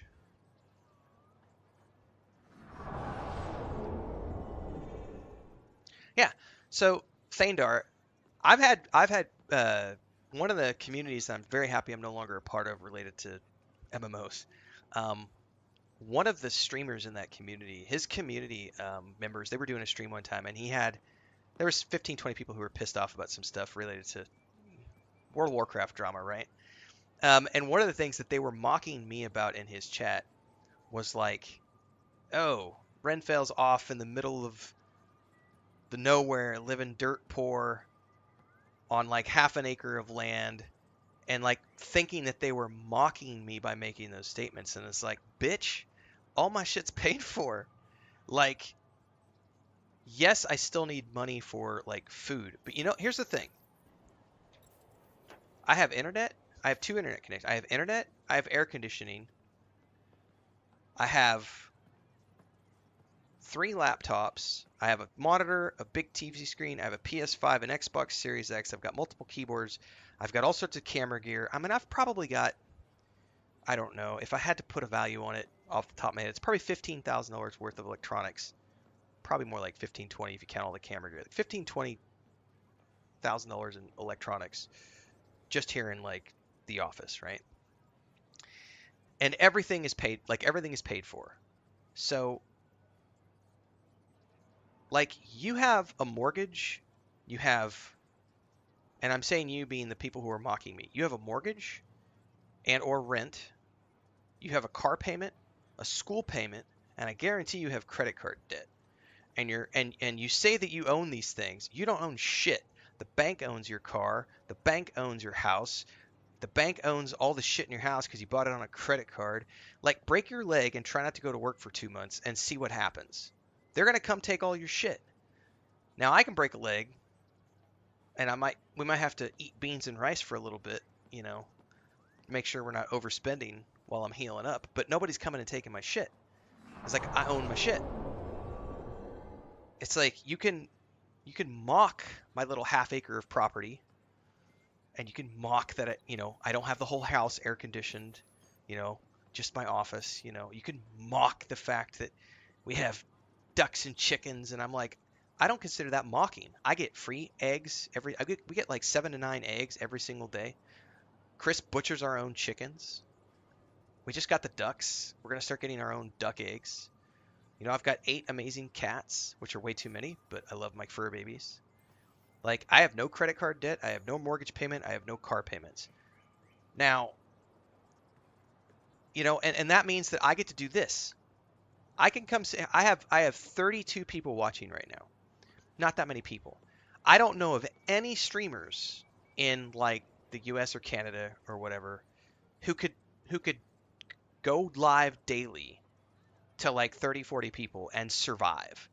Like, obviously this is a low day because we're playing an old game and there's not a lot of people watching. We were talking about the numbers earlier when we're playing new games. Like the other day we had 650 people between like YouTube and Twitch. It was 633 on YouTube watching the Dawnwalker preview. We did the Kingdom Come Deliverance thing the other day. That was 140 people watching. Like, when I play new games, we have big audience numbers. We're playing old games. This is a casual stream, etc. But I don't know of any US-based streamer who could live off of the income from a YouTube channel and streaming to like 30 people. I can. So I'm able to do what I want every fucking day. I get to hang out with cool people and play video games. Tell me what job is better than this, other than maybe being a porn star. And even that job comes with its own mental illness issues. So I'm facetiously making a joke about that. It's like,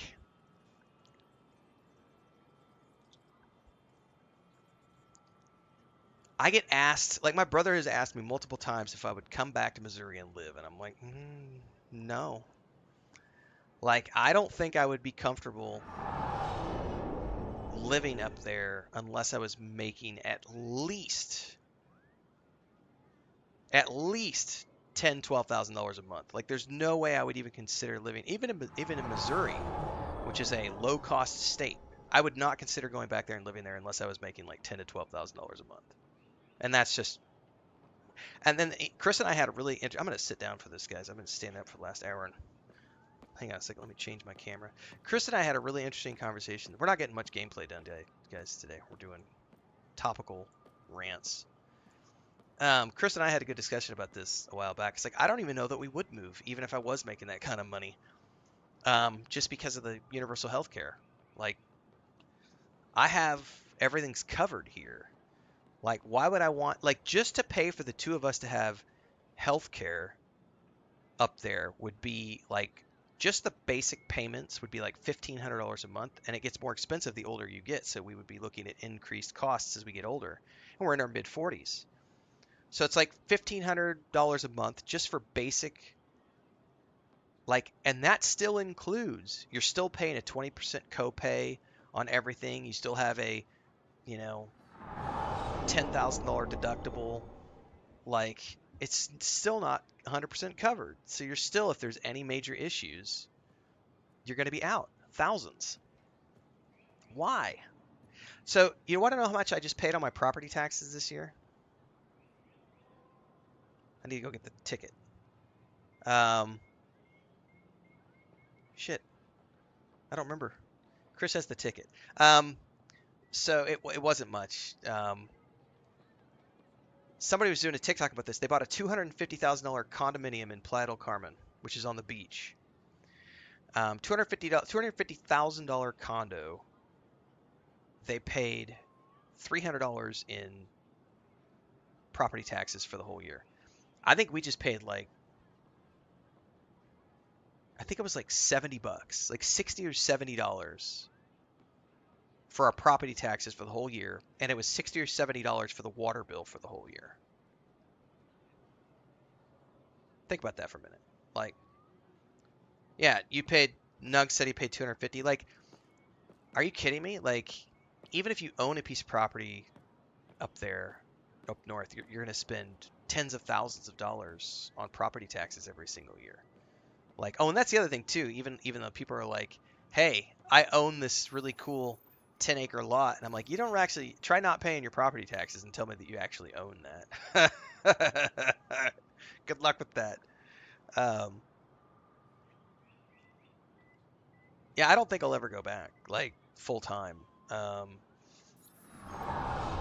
But that's also why if you know, this goes back to that conversation we were having earlier. Everybody's so desperate to get clicks and everything else because they need that $20,000 a month or whatever because they're living in Austin or they're living in Los Angeles and cost of living is just out of this world.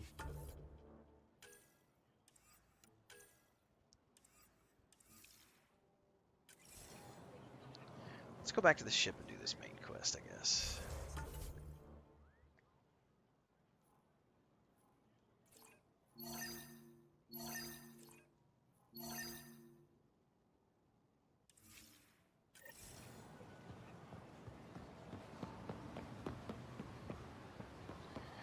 Yeah, Nugs. That's our next goal is like,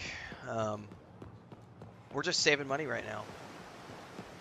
We're literally just saving money so that we can buy a piece up in the mountains. We're looking at getting 5-10 acres up in the mountains. And the goal is to have that property purchased by the time we're 50. So I just turned 45 a couple days ago. So she and I are literally, we've been here 3 years in February. So when we moved here, you know, it was just setting about modernizing this place because it had been sitting here for 20 years. And so we've just been modernizing every year. We spend a few $1,000s to update the property. This year we're going to add insulation to the office and work on the roof a little bit, but we added new electrical, we've done plumbing, we've put the back patio roof, we've built the catio, we have the chicken coop and all the chicken yards, and we have the cat shelter, and it's all this stuff that I built by hand with a hammer and nails and a handsaw. Literally built it by hand. Like I have videos up on the Homestead channel of me out there with the saw, like built it all by hand, like it's it's simple, but it's effective. Like, you go on Amazon, it's like look for an office desk. Well, they're going to charge you $1,700 to get a nice L-shaped desk, and you know what the fucked up thing is? The top is still just going to be like particle wood. It's going to be the composite fake wood. It's not going to be real wood. Meanwhile, I can go down to the local lumber yard, get a bunch of oak or pine or whatever I want, and build my shit. And it cost me $250 versus the thousands. And I know that I built it with my own two hands.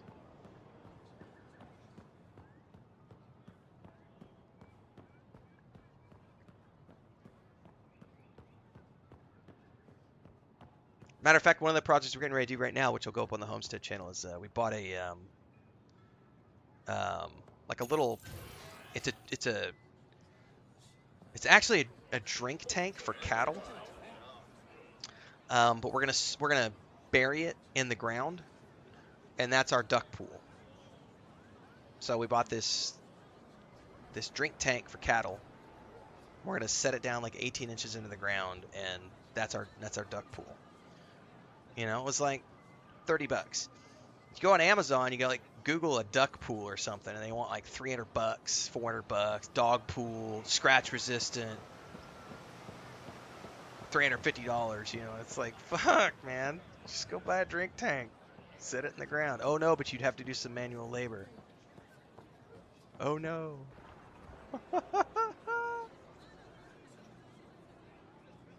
Jerry says, love your realism and being open about it. There's so many sugar-coated channels that give wrong ideas about being a vlogger. Correct. So one of the things I've always done, and I am tooting my own horn here, I do income reports and analytics reports for the channel members on YouTube. So we've been doing that for like 3 years.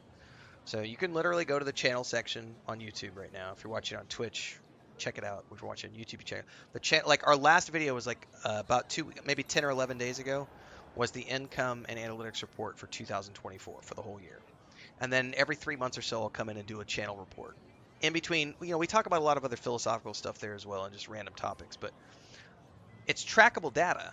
Like our Homestead channel literally says, here's what I paid for my house. Here's what it looked like. And that video is kind of older. We should update it at some point. Here's what it looked like when we moved in.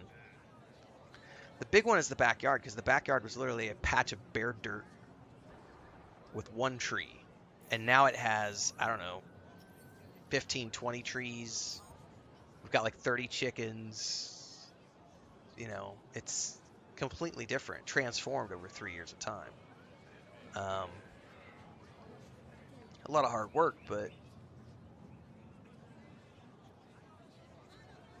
almost complete independence, says Gary. Not quite. Like I am still very much dependent on. I would not be comfortable retiring right now. Like I still need to bring in an income because I want more. I don't need more. I want more. Like we don't have a big enough property because Chris and I want to be able to grow our own food, and we want to be able to have sheep and cattle, and we can't do that on this current property because there's no space. So it's like if we want to be truly like more independent, then we have to get a bigger place because there's just we don't have enough land to support that lifestyle. So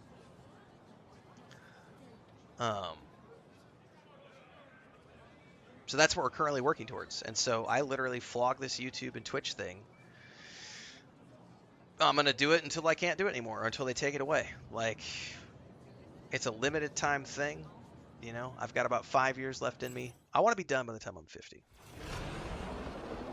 I want to be at a place where I can have a nice little cabin in the woods, up in the mountains, where I can just write science fiction and fantasy novels for the rest of my life, and I don't have to worry about making a buck, and I can just sell my books when they're ready. Getting there. I haven't brought anyone here in over 20 years. There's always been an active display for Aya, but we could never affect it. Let's see what we can do. I need a 0-point energy model to be fully off-grid? Yeah. Things to work towards.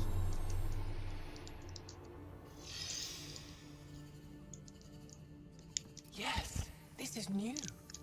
Is it similar to the vault on Eos? Tell me, what are you seeing?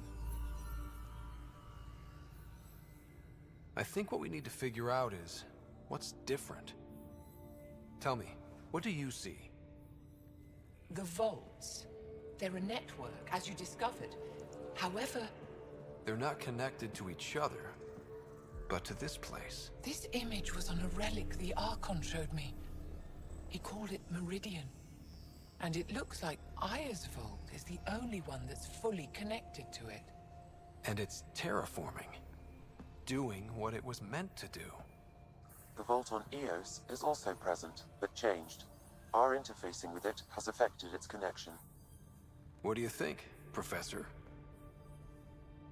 I think that Meridian is the control center for all the vaults. This discovery might just change everything. If we can get to Meridian, maybe we can turn everything on from there. Make Helios live. Wait, Ryder. The Archon knows where it is. He's already been there. What? Where? Meridian? Of course. That's why he tortured me. We don't have He too many of thought I those, could Jari, help him because use we it. have Because he we can't. have a lot of cats. Meridian is my people's best chance for survival. We have to take it from him. Agreed.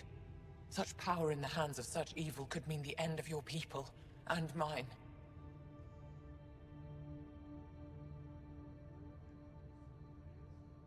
I won't let the Archon stand in the way of our survival.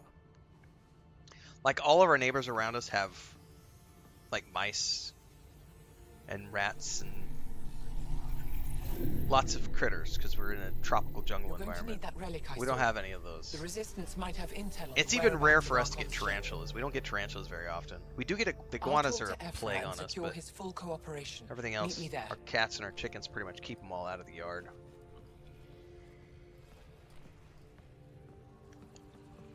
But I mean, we have big, like, 4 foot to 6 foot long iguanas here that come into the yard. So I mean, our cats stay away from those, because they'll fuck up a cat. Like, their tail is not to be messed with. Like, I'm actually scared when those guys come into the yard. Like, I'm not scared, but I'm healthily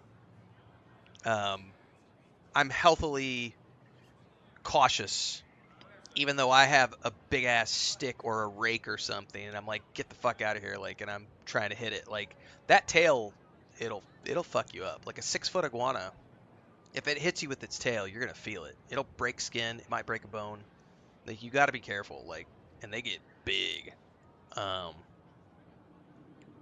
there's a lot of, like, the 2-footers. Our cats aren't afraid of those. They will totally take one of those out. Matter of fact, the stinkiest, my cat Lucas, the smelliest he's ever been. They love iguana shit. Like, if they find iguana shit, they will. It's like this aphrodisiac. They will roll in it. They will stuff their face in it, and they're like, "Oh, this smells so good." And it's like pig shit. It stinks so bad, and it's just vegetables, because all they eat is veggies. But it's just the stinkiest my cat Lucas has ever been was his mom, when he was a kitten, his mom killed one of these, like, 2-foot iguanas and brought it back for the kittens. And it wasn't quite dead, and so she was teaching him and his sister how to, deal with this animal. Luke and Leia. And Leia was like, she hit it a couple of times and was like, yeah, I'm good. Whereas Lucas, he got into it. He was like 6 months old, and he was like, oh yeah, I'm gonna mess this iguana up. And he got all in it and was just doing what cats do when they're taking something apart. And then the animal is, if you've never been, it literally excreted itself as it was in its death throes. And he got just stuff all over him. And he didn't care. He was so happy. It took us like 3 baths to, like, get him smelling like somewhat, like, not like iguana muck. It was like, dude. And then Mary, one of our other cats, she's one of the female cats, she'll go into the woods and she'll pick it up like it's a prize, and she'll bring back a ball of iguana poop and drop it in the backyard, and they're just, like, rolling it, and then she'll call her mom over, one of the other cats, and it's just like every time we try to find it, like, if we can catch them when they do this, it's like, no, throw it back in the woods. It stinks.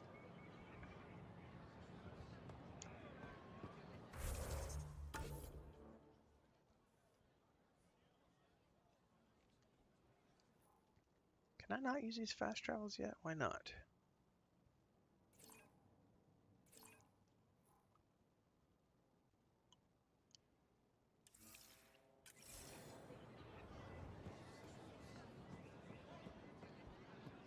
Well, hey, I would trade cooler weather for lizards.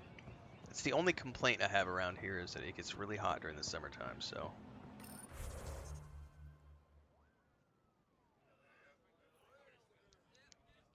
Wow, can I not use these to fast travel yet?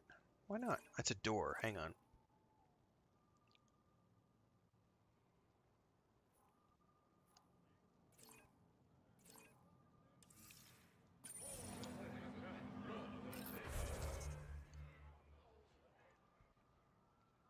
Not quite sure what I'm supposed to do to get these to work or why they're not working.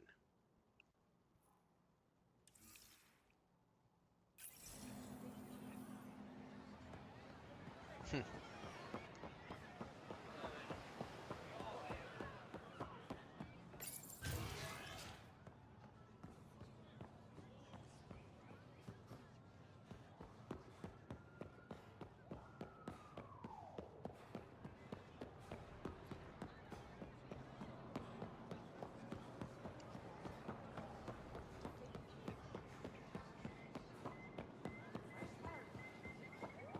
Find common ground. Exaltation affects us all.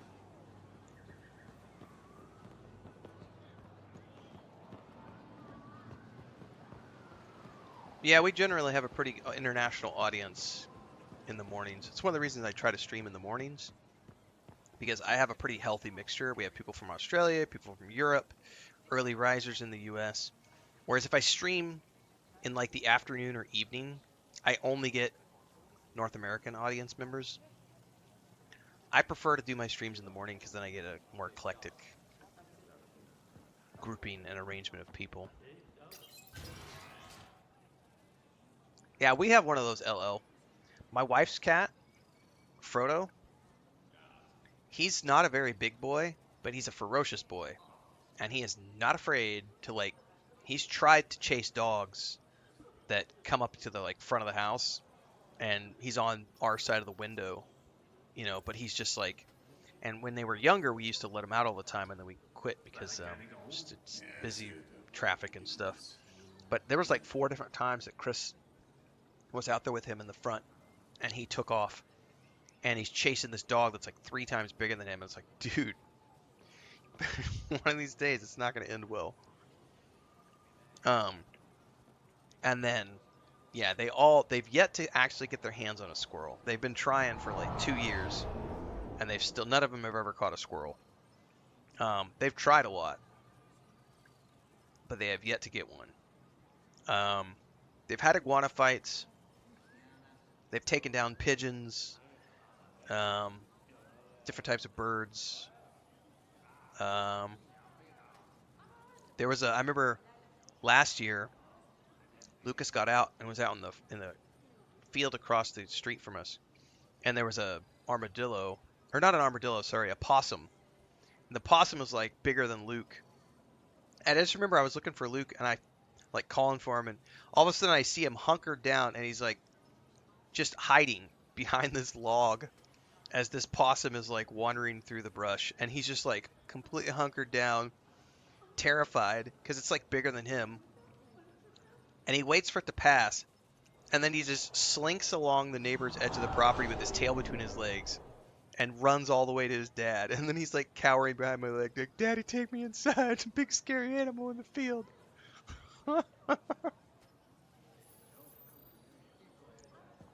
Oh yeah, they'll totally do that with birds for sure.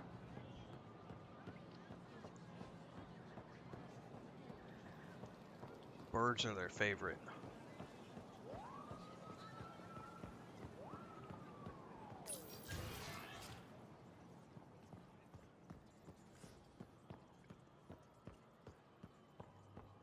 Yeah, cats are, yes, they're ruthless.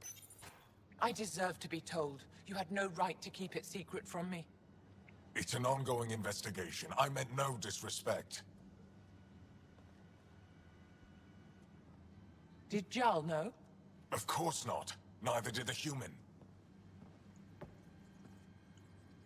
I could have kept Sam to myself, you know. This is different. Not your business.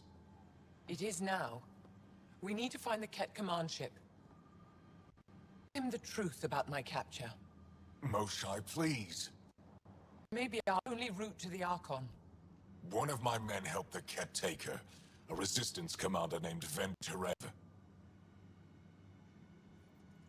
The Archon wanted her knowledge of remnant tech, but why would Ven betray her? I don't know. That's why I kept it quiet. I'm working to capture him, make him answer for what he did. You know where he is? Kadara Port. My contacts are hunting him.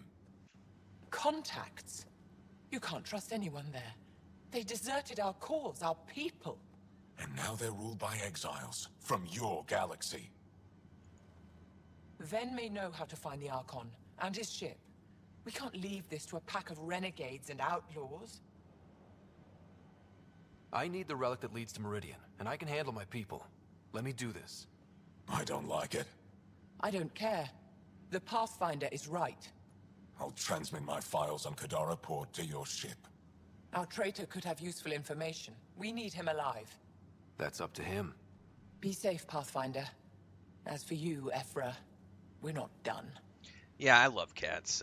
I actually, yeah, to my wife's dismay, I have a weak spot for cats. My wife was not a cat person before, and now she's a grudging cat owner. Not really a cat mom. Frodo is her baby. The rest of them, I think the rest of them are on equal terms with us, with both of us. But Frodo is definitely a mommy's boy. Like he's mommy. He goes and asks her for the treats. He doesn't ask me for treats. He talks to her all the time. He'll talk to me if mommy's not around, but he talks to her, and yeah, that's her baby. Jumps on her shoulder, and he gets all the best snacks. Rest of them get the scraps. But cats are murderous little critters if you let them be. But they will be loyal, and at least until you pass. I've heard lots of horror stories that if you die in a house with cats, they don't care. Like they'll eat you. Like a dog might starve itself, but a cat will be like, yeah, it's been 48 hours and there's fresh meat here that's turning bad, so let's not waste it, guys. And they say they start with the toes, nose, and fingertips. And it just makes me laugh. I heard a great theory the other day that maybe in cat culture, it's their way of returning you to the dead. You know how like the Egyptian culture is very much about, death is sacred. We're gonna wrap the body and everything. And that maybe to cats, that's their way of like moving you on, is because we're gonna return you to the cat world. So we're gonna consume you, and you're gonna become a part of us. And that's why they eat you. I was just like, that sounds to me like crazy cat people coming up with reasons why they don't care if their cat eats them. Oh, Fido would never do that. Fido would rather starve than eat daddy. Yeah, cat's gonna be like, let's help him pass to the underworld. We're going to absorb him into us.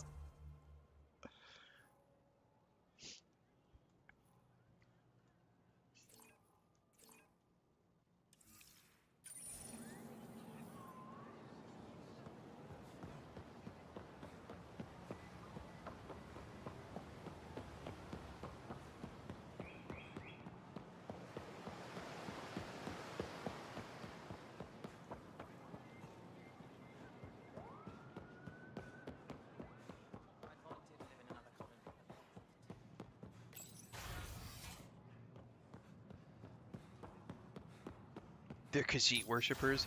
I think so, yes. Sounds like the Egyptian culture to me.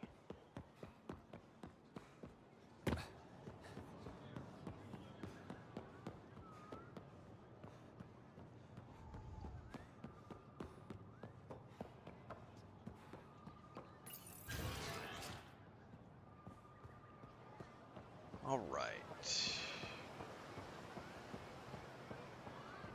Back to the ship.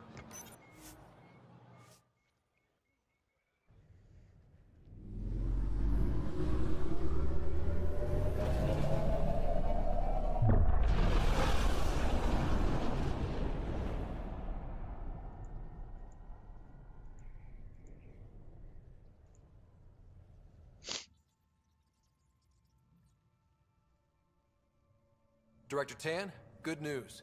The Angara opened an embassy for us on Aya. That is a surprise. What are their expectations? They survived the Scourge and the Ket, and rebuilt their civilization. Don't forget it. Appeal to their pride. Sensible. I will gather envoys and send them to Aya. Thank you, Pathfinder. We'll take it from here. All right, so that's been progressed. Now I just need to start focusing on side quests, I think. We were right about the vault on Aya, huh? What a find. And this Meridian might jumpstart all the others. I knew hitching my wagon to yours would pay off. Have to admit, when you invited me to your apartment, I thought you might be luring me there for something else. You thought, or you hoped? I might have been hoping. That hope had crossed my mind as well. If Kalinda hadn't intruded, who knows what might have happened. Bum bum bum! Thanks for chatting. We'll talk again later.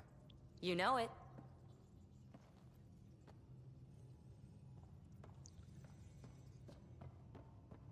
Oh, I need to do a few things here before we go to the cockpit.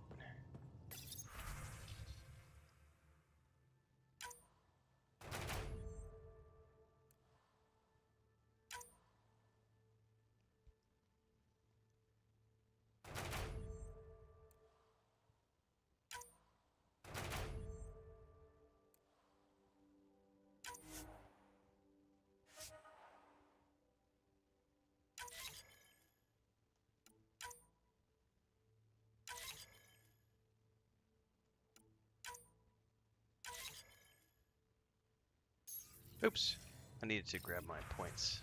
My goodies.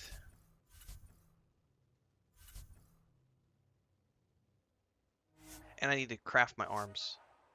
My N7 arms. Don't forget to craft your N7 arms, brah.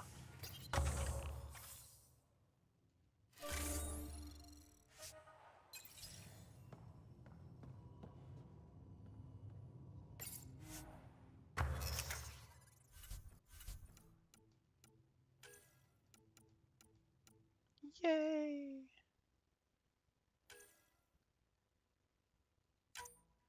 I don't have any augments. Alright.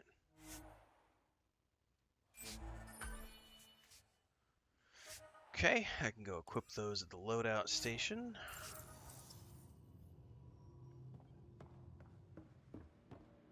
You have new email at your terminal, Pathfinder. Which I will check momentarily. At least we managed to save the Moshai. I only wish we could...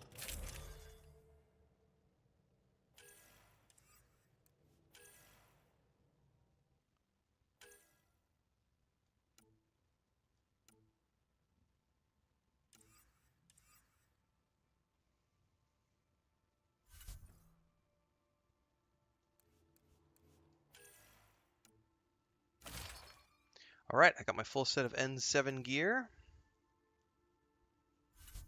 Pretty dope. Let's get rid of Jaw and get back to Vetra. At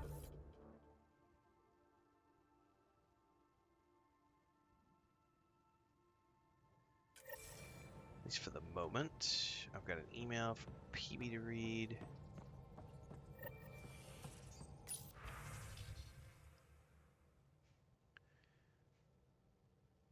Come see me at the repository of history. Okay.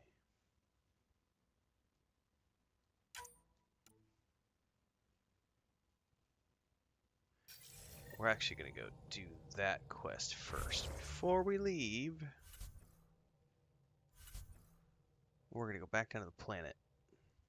Because PB has something to talk about, and that's the next step in her romance quest. So I want to get that done as quickly as possible.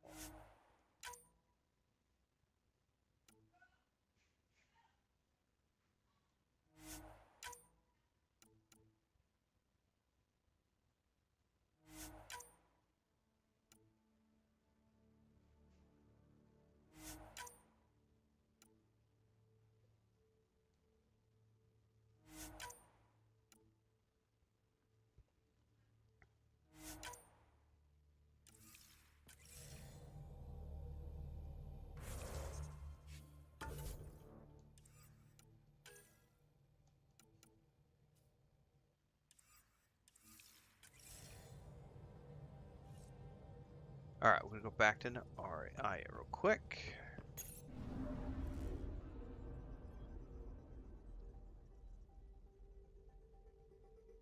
Nothing wrong with that, Johnny Hansen.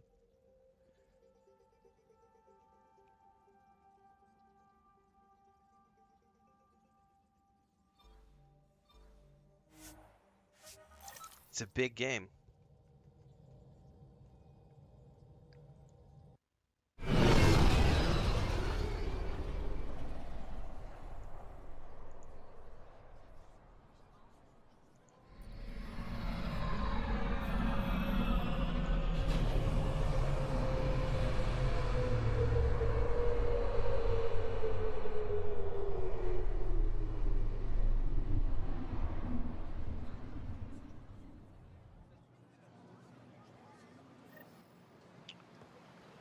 Okay.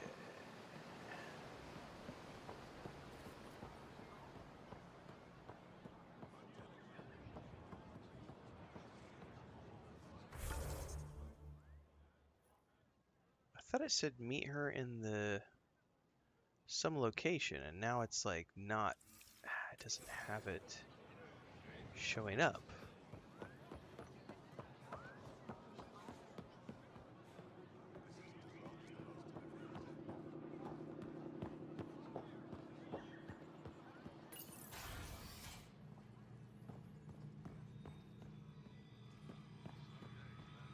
When you have a moment, Pathfinder, this is a tremendous honor. I must express my admiration for all you've done. Crossing the void between galaxies, navigating the Scourge to find incredible. The odds were against us, that's for sure. Yet here we are, strangers from different galaxies conversing in friendship. Extraordinary.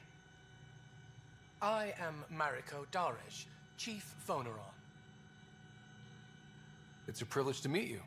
Tell me about yourself. I'm something of a pathfinder myself. A celestial observer, charting the movements of stars, planets, and the Scourge. An astronomer. You know the safe routes out there? We deploy satellites that alert us to new hazards and opportunities.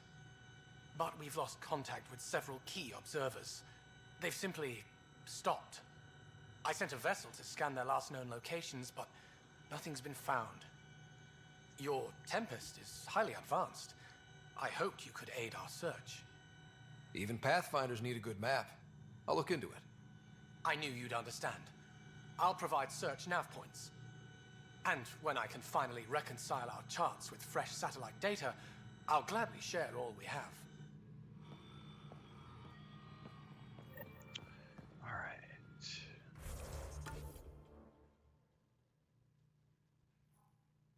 Yeah, this one right here. Talk to people at the museum on it. How come I can't use the fast travel yet?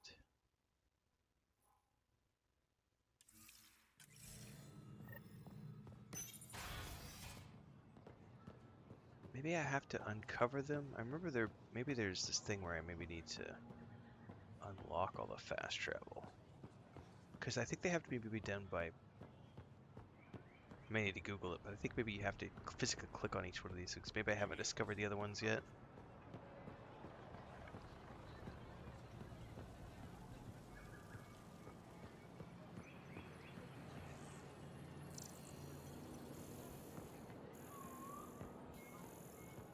Oh, I think Chris made coffee. I do smell a brew. Increase your odds of survival. Wear armor. Pathfinder. Materials merchant. You definitely have stuff that I need, but I'm broke right now.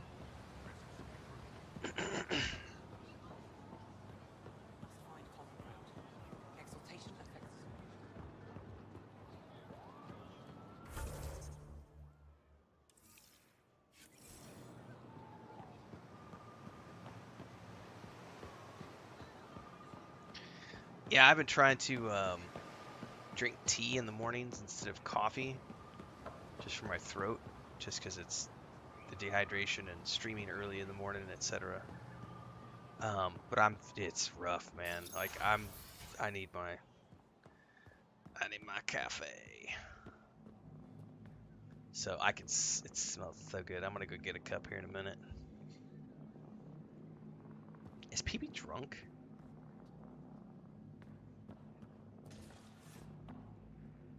Getting acquainted with our new neighbors? Sort of. All this I had 2 stuff. cups of Earl The Grey. Angara sure do have a rich culture and blah, blah, blah. You're sauced, aren't you? What's your poison? I visited that cafe the Angara consider a bar. Asked for their hardest stuff. It was weird, which I like, but had almost no punch. Lightweight. Whoa. Steady now. That stuff must have a slow absorption rate. Whoops. Oh, writer. It's just... This museum reminds me of being on Haitiana during my indentured service as a student. Indentured They even have service. a whole section on the Remnant. I didn't come to Andromeda to follow in someone else's footsteps. Don't worry, PB. The Angara barely have a foothold. Sure, they live among the ruins, but they haven't seen what we've already seen. You might have a point there. Bet nobody here has ever outrun an ancient vault purification field, huh? Nope. Or spat in that Archon's ugly mug and lived to talk about it? That was nice work, by the way. Thank you. You're right. Not sure why, but ever since I packed up my apartment on the Nexus, something's crawled under my skin. But whatever it is, I promise, I'll get over it lickety-split. You're fine, PB. We all need to cut loose once in a while. You're very understanding and attractive. Nice combination. Think I'll stay in your operation a little while longer.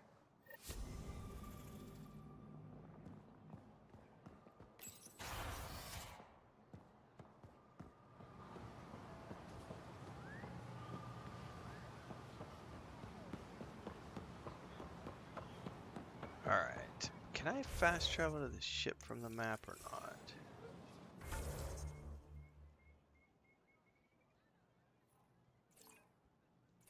Nope. How does this fast travel station thing working? It doesn't show me any other fast travel. Oh, I see they're marked with little arrows now. They were not earlier. Okay. Perfect. I think I just didn't have them unlocked in the previous stage of the quest progression.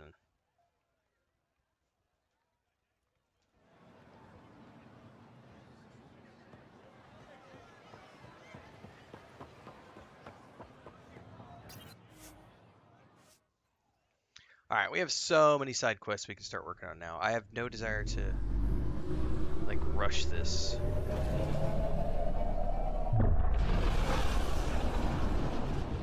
We could probably go turn in some stuff at the Nexus. And from there... let me go check in with Chris real quick, guys, because it is 8 o'clock. I need to see where she's at schedule-wise, because I know we gotta go to the supermarket today. Be right back.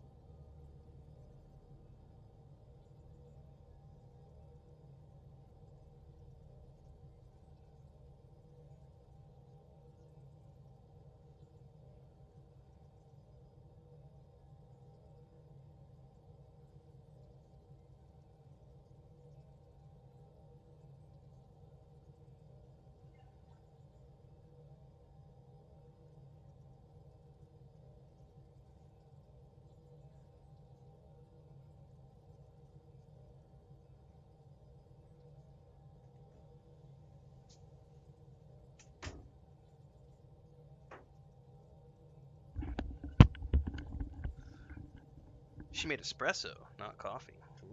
Even better. All right.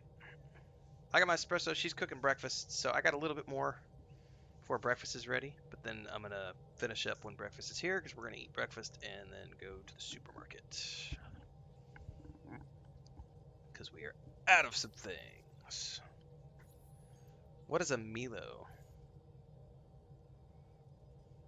Milo or a Milo? What's that thing, Dor?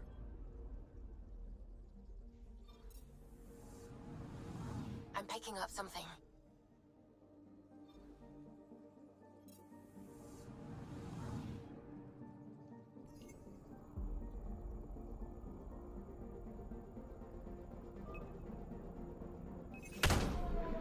Milk with malt powder. Deploying probe. That sounds delicious. Getting Chocolate a milk. scan.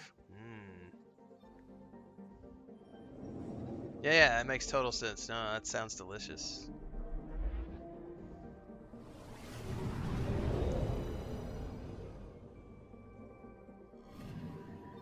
According to that astronomer on Aya, a satellite should be here.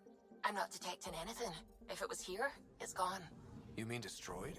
I mean, gone. Destruction would leave debris. We've got nothing. Let's try another nav point. Yeah, Transcend. I actually, especially after having done the replay, I think the younger me, the me from 10 years ago, the me from 15 years ago, probably preferred the original trilogy. But the 45-year-old me, I like Andromeda more than the other three games. I just think it has a far better combat system, a better exploration system. The Mako's actually fun to drive around the planets. I love the combo system. I love the traversal system. I'm quite enjoying it. Let's go back to the Nexus. It's a controversial take, I know. A lot of people are like, no, how dare you? This is the worst of the Mass Effect games.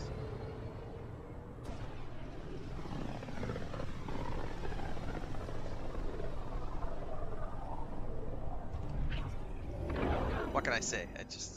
I like the things I like.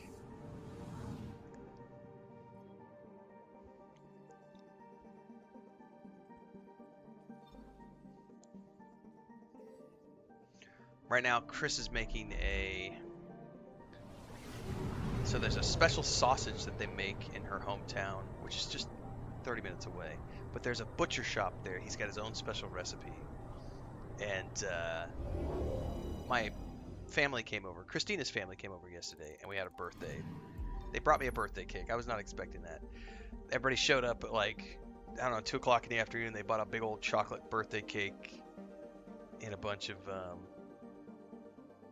sausage and stuff. So I'm getting sausage and eggs for breakfast this morning. So the house smells so good right now. Bad Froggin says, morning refill, is Andromeda a standalone story or continues in the first? It's a standalone story. It takes place during the second game, or it starts during the second game, but then it's in its own galaxy 650 years in the future or something.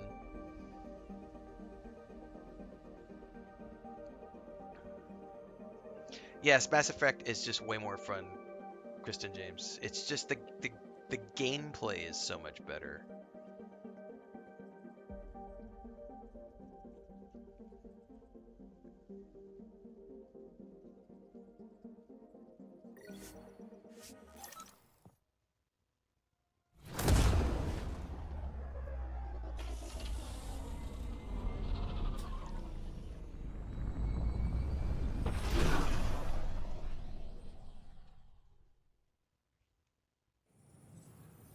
I mean, it's next to nothing in terms of cost, Bad Froggin. I know if you've got, I'm pretty sure if you have Game Pass even, like if you're on Xbox, if you have Game Pass Ultimate, I think the EA Play is included in that subscription, so you could play it for free if you're part of that. I know I bought it years ago, so I'm on the PlayStation version. But I think you can get it for like $3 or $5 these days.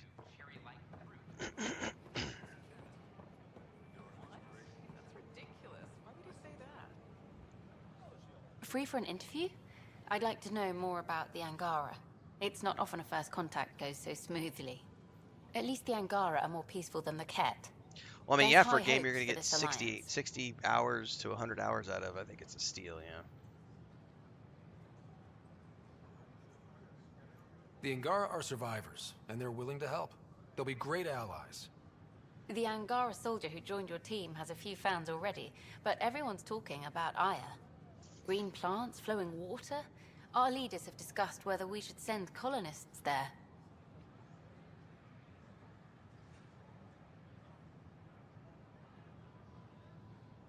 Aya is a sovereign planet of the Angara. We have no right to settle there. Strong stuff. Here's hoping we don't need to. Okay, that's... Colonist registration is up since last episode, as is morale. Tan sent this for you. Inspiring, huh? The use of firearms on the Nexus is against initiative regulations. Doesn't go there. I gotta tell her. Hi, I'm Jan Gardner. Excuse me. And we're happy to help your guards secure their weapons. I prefer them armed for now. You understand, of course. Oh, Pathfinder, this is the head of the Angaran delegation. The one who saved the Moshai. She speaks highly of you. Call me Issa de Navarre. Welcome, Ambassador. The Angara's first formal visit will be one for the history books. I wonder what they'll say. I was just explaining to the Ambassador that armed guards aren't necessary here. Is something wrong, Ambassador? Please walk with me, Pathfinder.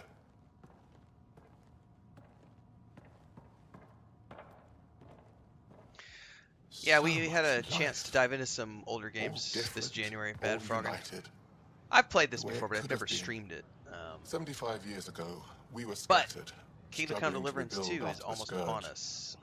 So we'll be starting our rotation of new games in February, and Alien Life.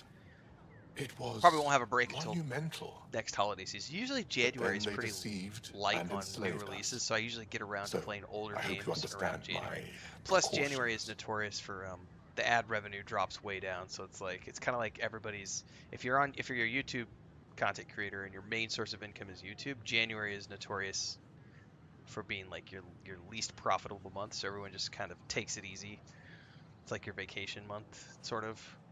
Put in the hours, but you're not trying to push anything major because the ad revenue is just.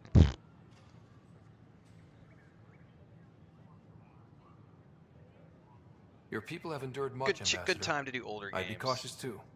Yet all this, your initiative, is proof there's a better way. I want to believe in this alliance, Pathfinder. The Moshai says you're trustworthy. Please, help me trust in you. We don't expect you to enter this alliance blindly, Ambassador. Everything we say, you can check. You'd be that open with us? We have nothing to hide. They'll surrender their weapons to your militia, if that's satisfactory. Thank you. We won't disappoint you, Ambassador. Pavoa Sek Jav Teravon, Pathfinder. Welcome to Andromeda.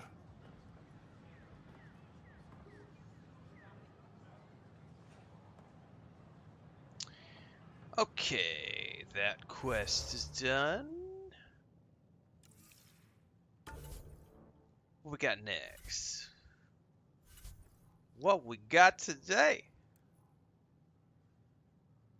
Oh, we gotta go up top. There's a quest upstairs.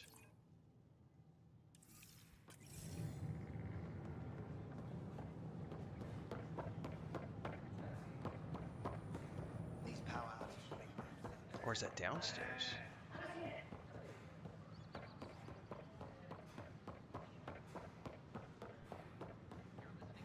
Oh, I think that's down. Downstairs.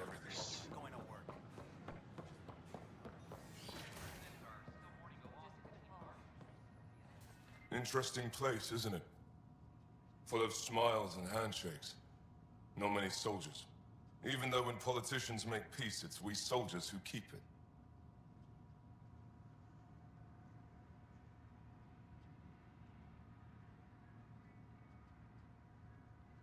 Politicians get nervous when you hold anything more explosive than a rotten egg.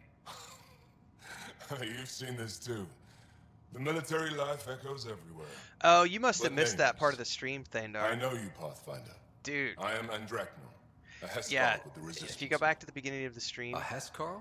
probably the first 30 minutes. Centuries ago, Heskar were special forces. We already had a We big defended discussion about colonies, passing our training the down rumor via mill oral history. spreading bullshit Few about that remember us particular today. scenario. I came to Yeah, learn what the Milky Way knows of such things. It's I not. heard your father was part of a similar program, an N7.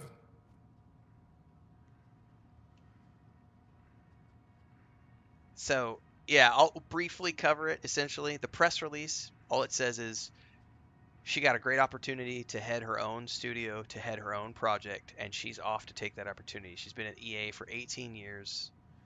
So she's gone off to do her own thing, and I mean, think about it. She's worked her way up through EA over the years. Go watch Corrine Bush's career. If you look at her career path, she's now gone from being just a game director on a game to now being able to be like a studio head. Like she's going to be the big director for a new RPG. So she's very much going on to do bigger and better things. And yet the internet rumor mill is like, she left BioWare because Veilguard did so poorly. Go read the actual press report. BioWare Edmonton is not closed. That's the rumor mill. The rumor mill is that she left because BioWare failed, Dragon Age failed so bad, Edmonton Studios closing, she left, she got fired. None of that's true. She didn't get fired. She left for a bigger and better opportunity. BioWare Edmonton is still doing just fine. None of that is true. Sales numbers for Dragon Age Veilguard have been moderate. They weren't blowout successes, but the reviews are mostly positive across all the platforms. Xbox, PlayStation, Steam. We're in the 80%, 85% positive thumbs up. So that angry minority that's pissed off about things, it's what we were talking about in that storytelling video the other day. Nobody gives a shit about toxic fans. Like they it's like a dog on the other side of the fence. Can't do anything. Just barking, man. It's just noise. You know? You bark back and they put the tail between their legs and they run back to their little doghouse. Like it's noise. That's all it is noise. But we did have a good 30-minute rant earlier about that.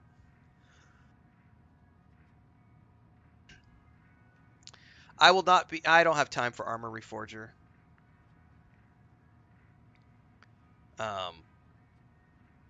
It's not something that is gonna make it into my rotation, at least not at the moment. We're plugging away on Mass Effect Andromeda.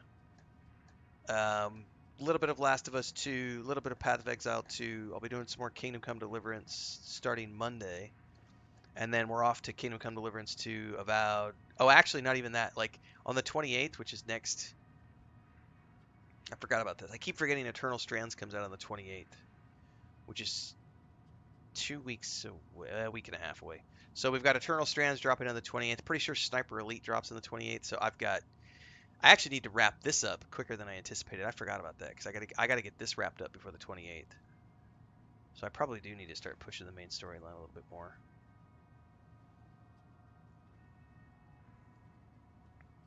I'm not watching that one. No, I just started watching Severance yesterday, season 1.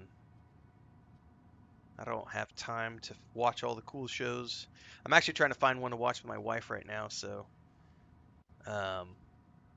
pretty sure we're gonna watch Landman, I think.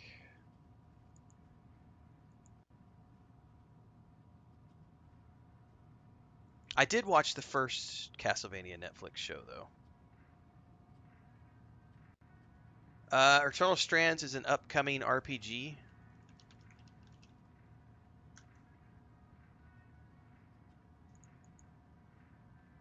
It's an action-adventure game by Mike Laidlaw, who worked at BioWare as the creative director for the Dragon Age franchise. And he was the lead designer and director for the first 3 games. So Mike Laidlaw, big Dragon Age guy, has a new studio, and they have a game coming out called Eternal Strands. And we're going to be playing that. I'm hoping I can get a full clear of that before Kingdom Come Deliverance 2 drops, but that's it gives me 1 week. I've got basically 1, 2, 3, 4, 5, 6, 7. I got 7 days to clear that game, and I don't know how big of a game it is. If it's just like a 40-hour game, if I do like my traditional, like if I could do 6 hours a day, I can get it done in a week. But I don't know if I have any return doctor visits is the thing, because next week I go to the doctor on the 22nd and 23rd. So I'm going to lose a couple days. I don't know if I'll have any follow-ups to get an MRI or anything like that. So some of my schedules get messed up. But I'm going to try really hard to get a full clear of Eternal Strands done before Kingdom Come Deliverance hits.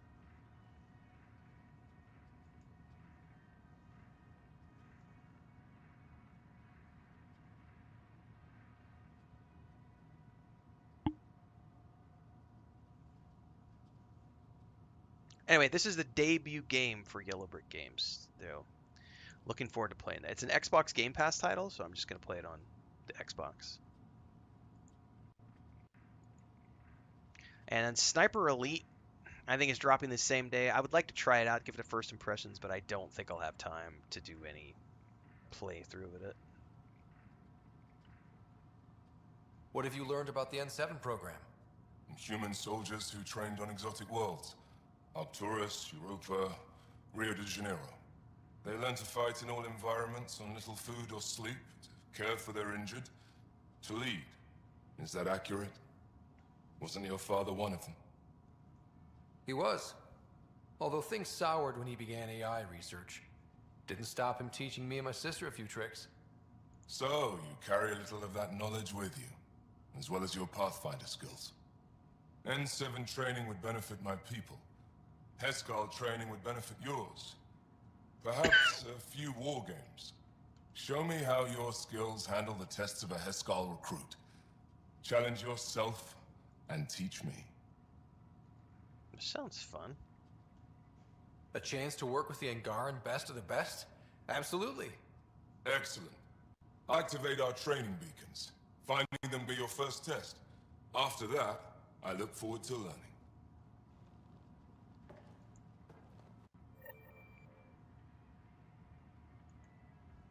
The Nexus is a place of friendship and cooperation. We're glad you could visit.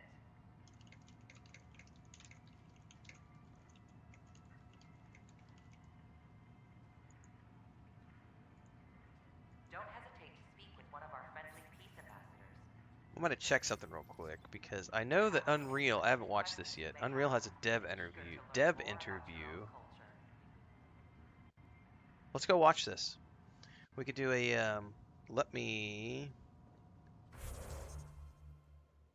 go into this menu so that we're not getting any background audio here. Go watch this. Give me a second here. I gotta get things. I didn't have this set up.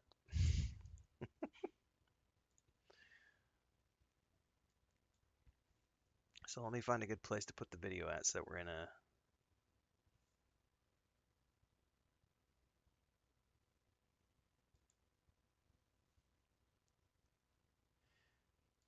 Dun, dun, dun. Let me move this over here. All right, so since people were asking about Eternal Strands, this is the Unreal Engine developer interview that just went live, I guess 3 days ago. I have not watched this yet, so let's watch this together. People were asking what Eternal Strands is. We're going to be playing this on the Xbox on January 28th when it comes out, so hopefully we'll see you there for this when it comes out. Daily streams at around 6 a.m. Central Time on YouTube and Twitch as always. Let's give this a watch through so that those of you who are looking for more information about Eternal Strands can get up to speed.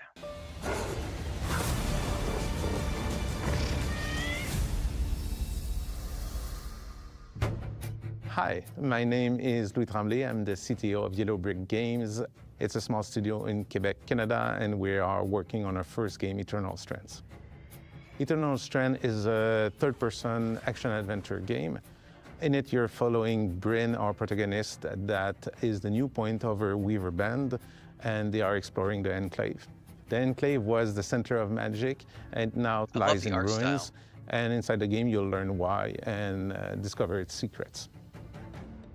In the game, you'll be able to fight against 25-meter tall creatures that roam in every map. You can fight using your own magic powers and your weapons. We have 3 kinds of magics in the game. We have fire, ice, and telekinesis. You can combine those powers in any way you want. Nice. Everything that you see in the game is breakable, and you can use it to your advantage in battle. Everything's destructible. You can also climb on everything, including the 25-meter tall creatures. Nice. We are not an open world game. We have very large areas connected through Linear. a hub. Inside that hub, you can meet and work with your Weaver band. They are going to help you throughout your quests. So you have companions. Unreal that are at your 5 camp. engine was a good fit for us because we are a small indie company, below 70 people, and we don't have the manpower to be able to build our own engine. At the same time, we are a bunch of veterans, so we want to be able on something that was ambitious. So Unreal Engine 5 This looks allows great. us to have the I'm gonna source have a great code, time with this. which is very useful because we are able to modify it to suit our needs. And it have a lot of interesting features for us. The most interesting features for us in Unreal were nanite lumens and the physics engine Chaos. Nanite for us is very powerful because it lets us work without LUDs. It lets us essentially render anything that we want. Even if our style is stylized, it lets us work without having to generate LUDs everywhere. It's great because it LEDs are removes work huge. for us and lets our artists work By the way, without this is any part form of that conversation we were restriction. having yesterday about AI So in we games. use it to render everything in Unreal the game. 5 has We streamlined also use development process, Lumens which is to why so many of the lit major the whole studios are game. moving to We it. have very dynamic environments. When you are using fire of the in physics the and game, lighting. you lit many areas, and Lumens provide very interesting dynamic lighting. It's great for us because we don't have to lit the maps and use a very dedicated lighting environment. Because our game is very dynamic, Lumens provide all the lighting that we need everywhere in the game. Is it on Our game PC as relies well? I'm heavily not on sure. physics. I'll take a look here in We a minute. use chaos physics quite a lot, a bit everywhere. In our game, you have a telekinesis power. Those are driven by chaos. Our protagonists, also the big giant creatures, are able to fight using physics. They are able to pick up trees, throw them at you.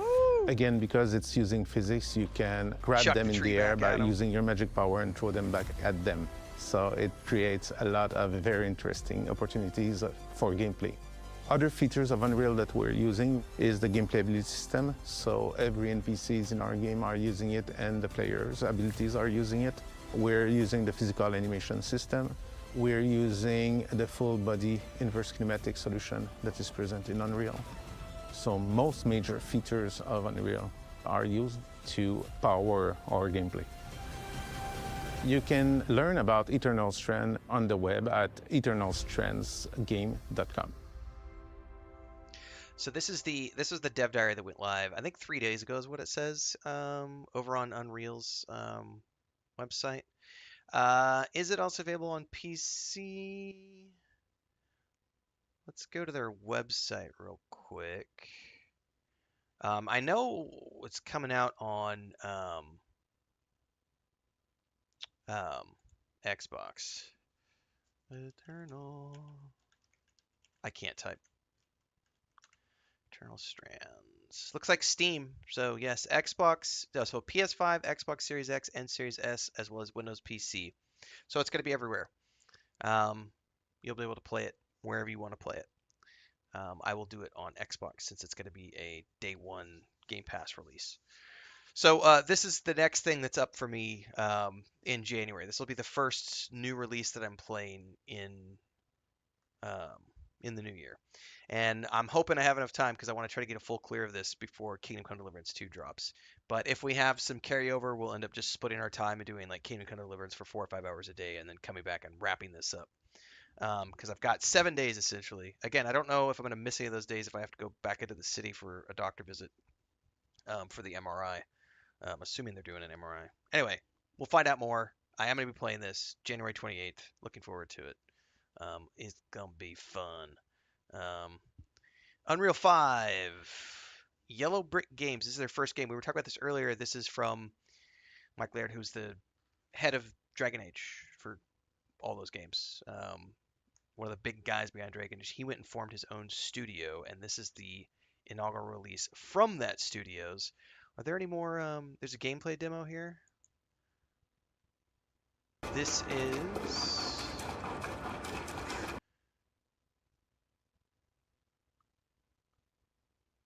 I'm reading through this here. This is a gameplay demo from Gamescom 2024. I don't want to watch the whole thing, but we can see a little bit more of the gameplay in action here. They have chapters. So you've got a base camp. Let's take a look at that real quick.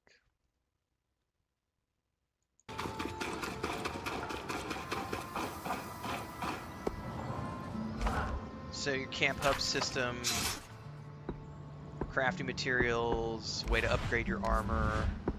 So this is all pretty standard RPG stuff. It's just they've got a stylized art style that they're working with an Unreal 5. And of course they've got your own unique magical abilities which they've showed off. Most people couldn't even stand straight wearing one of those. You, however. Let's check this out really quick.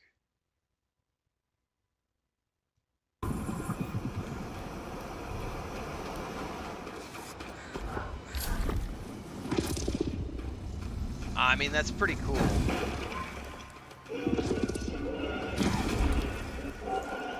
Switching to a bow on the fly. Sound effects sound a little weird.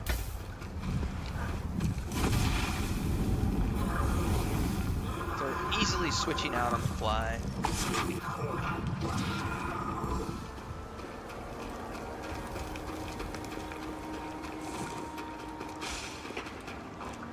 So yeah, this is the game. We're going to be playing this soon, so hopefully I'll see you guys for that. In the meantime, I'm going to go get my breakfast because it's about ready, and then I got to do grocery shopping. So for those of you watching the stream right now, this is it for the moment.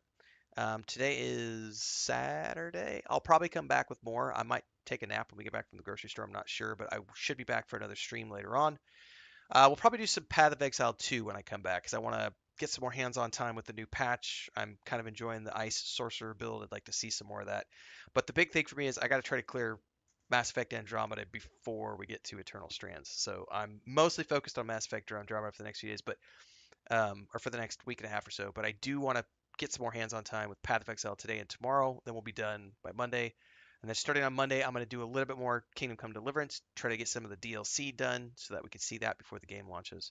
So we've got a pretty busy January. So if you're following along on Twitch right now, don't forget that the main stuff happens on YouTube in between the streams, which happen every single morning around 6 a.m. Central Time on YouTube and Twitch. So the day-to-day stuff is all on YouTube, game guides, everything in between. Thanks for hanging out this morning, everybody. I'll be back in a bit. Have a great day.